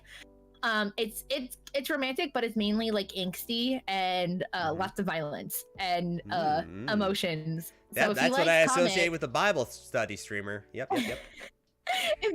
If you like angst and you like heartache, but you like romance too, I'd say give it a read. I didn't realize you were such a big fan of Five Nights at Freddy's. So I was at one point. My sister got those for me because those are also from Game Theory. Matt Pat designed those. Oh. I was huge into Five Nights at Freddy's until it kept getting more and more complicated. Gotcha. And I'm just like, no, like I'm like, and I still think it's a cool game franchise. I just don't like, I don't follow it anymore, especially after the books, because the books started to tie into the games, and the books are super, super dark. Like, I think that after the book of Gumdrop Ballerina, I just quit. I couldn't. I felt so bad. Katie Bug, you know how old you're making me feel right now? With what? It was past my time. And it's like, I think I just barely missed it because it came out in like 2000, like what, 10? Five Nights at Freddy's? Yeah. Oh, I have no idea. Might have even been before 2010. But like, it just makes me feel so old that I just missed it. Oh, no. I mean, in reality, I don't think people are missing out on much. And here's why. Like, the original games, like the jump scare games, I have no issues with. My issue is with now is like, so like the books are really, really dark. Like, so Gumdrop Ballerina is about a girl who steals a gumdrop that her sister won. And she eats it and she starts having gumdrops pop up all over her body. So she goes back to Five Nights at Freddy's for help. And the guy's like, oh no, like I can't help you. So basically what happens is she's turning into a gumdrop and she's conscious, but she doesn't have control over her body anymore. And she gets eaten alive by a bunch of kids. Oh. And I'm like, look, it was already dark. Oh my god, it's a New York Times bestseller? Yeah, I'm like, it was already dark. But now you're talking about humans transforming and kids eating humans alive and other things that just like, I'm just like, I'm good. I'm good. I'm 100% fine not ever touching or reading this series again. Like, I have like that was my moral cutoff point. I mean, like, and the game franchise in and of itself, it's morally questionable already, in my opinion, because you're talking about killing children and basically imbuing their souls into animatronics. So it was already questionable the darker it got, and then it went there, and I'm just like, nope, I'm done. All right. Well, I'm going to get going to eat. I'm going to have to do more video stuff. I didn't even get to show... Oh, actually, I got to talk to my chat about that. All right, I'll let you go, Katie, but we're going to talk about Path of Exile video for a second. It's going to get really boring for you. Sounds good. Have a good night, Gary. All right, thank you, Katie Bug. As always, it's a pleasure. Yeah, let's hang out again soon. Yes, let's do it. All right, have a good night. Bye. All right, so chat, let's talk about the video. So the newest video is work in progress. I wanted to show you where I'm at with it. I think I want to start over, and this is why I'm showing you guys, to kind of show you guys what's going on with Intuitive Link. I want to start over because let's just watch what I have so far, and you guys will get it, okay? Also, Katie Bug, goodbye. Okay, you guys ready for this? I hope you're ready for this. Let me turn off the music here. So here we go. What's the most complicated skill in Path of Exile? Is it Righteous Fire? No. Specters? Ooh. No. Oh, it's Intuitive Link. Because contrary to its name, this ain't simple. We're going to be ignoring the player aspect of Link skills. We're going to be instead focusing on the minion mastery. Damageable minions can be targeted by Link. So obviously this has issues. Namely, I think I want to start over because, like, the vibe I wanted to get was, like, I wanted to, instead of having hard cuts like I would have previously done, I would have been, like, here and then just instantly cut to here. Like, not have that transition.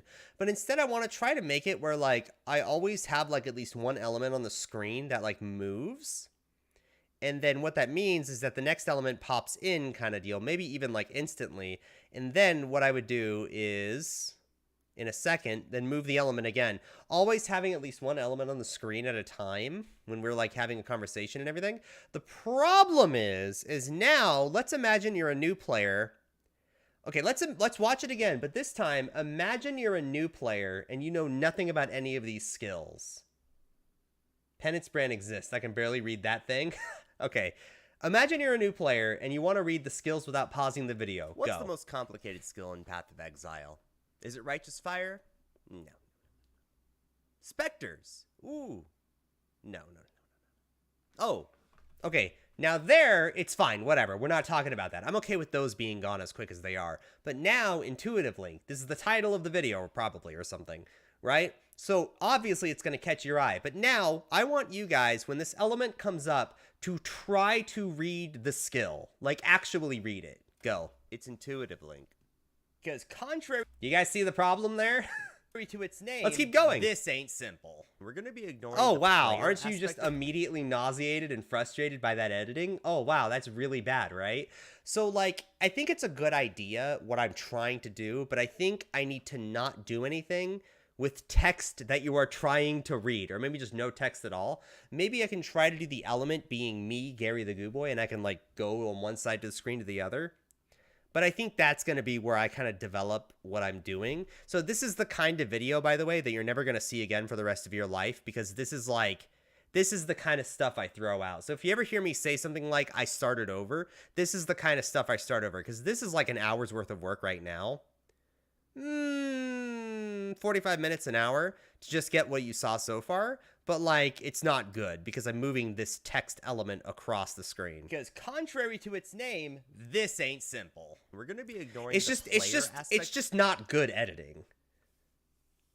This is where the entire Charge Dash wiki page flies in. True. Yeah, I don't think you should move it that much. Agreed. The problem is that when you slide in the same direction of the UI at the same time, it looks kind of jarring. So here's what I would want to do. Here, let me show you an example of what I think I should do instead. So, hi, blah, blah, blah, blah, blah, blah, blah, blah, blah, blah, blah, blah. Blah, blah, blah, blah, blah, blah, blah, blah, blah, blah, blah, blah.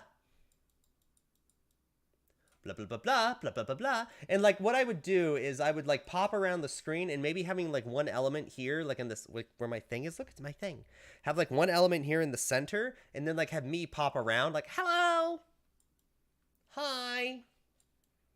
Whoa! Woo! That kind of deal. I think that's a better way of editing than having a text thing move around the screen. You want to keep in mind that this is going to be on phone. It's also going to be tiny AF. No one will read it. Not historically. When you look back on my other videos, wow, I just closed out of the entire fucking thing. Let's look back at a video that I have for, let's look back at like the weapon crafting video. I think this is a good comparison because when I think of a high view video, I think of like that. Oh my God, I've made so many fake videos or videos that I didn't finish. Gauntlet promo, Juggernaut, stream edit, how to craft. Okay, so obviously not all the elements are gonna. Okay, that didn't work. Hold on. Is there a newer? Oh God, everything's closing. Oh, frustrated. The thing is, the little description isn't that complex. It might be better to just do visual examples. What do you mean?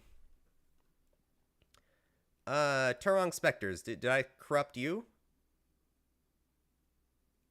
Sorta. The text files aren't there anymore, but it's sorta there. So, like, compare Turong Spectres to, like, everything else. Like, obviously things are kind of glitchy because, oh my God, it's loading so slow. Things are going to be kind of glitchy because the elements are missing, but you'll get the idea, right? Like, compare this intro to what you just saw before.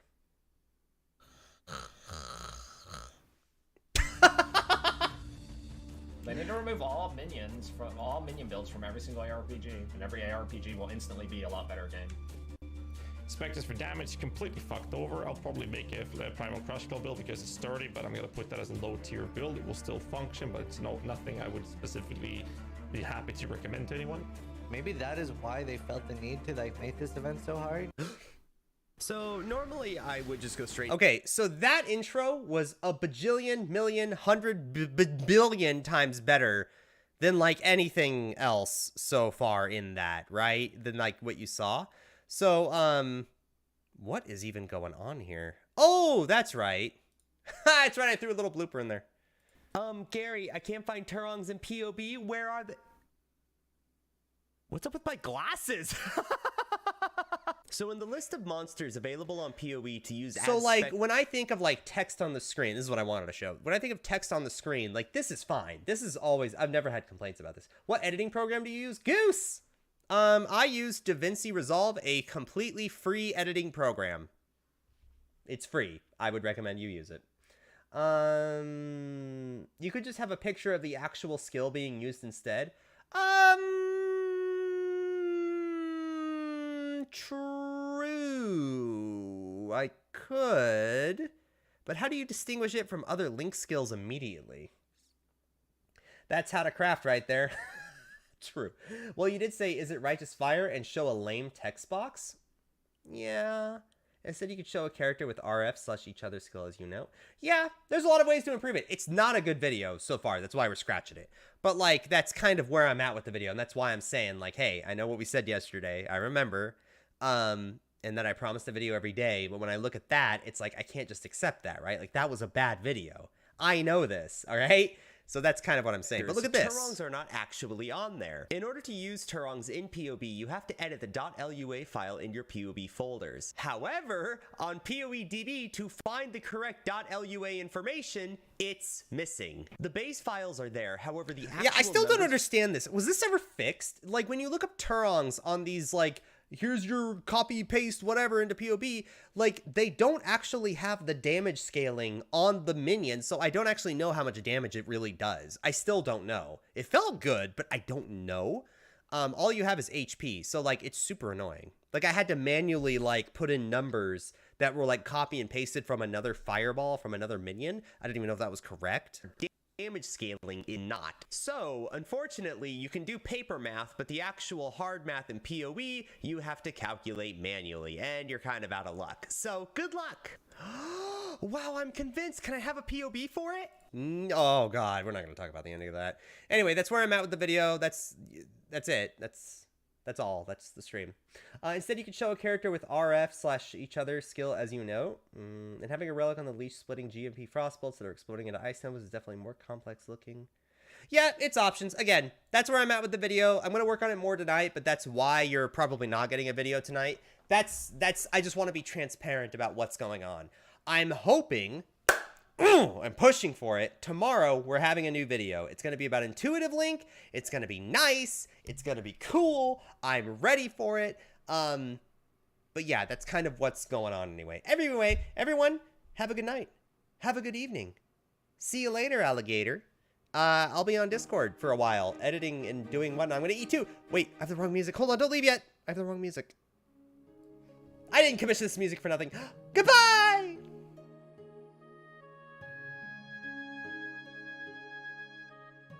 Also, don't worry about joining late. I stream every single day at 4:30 p.m. PST. Please come.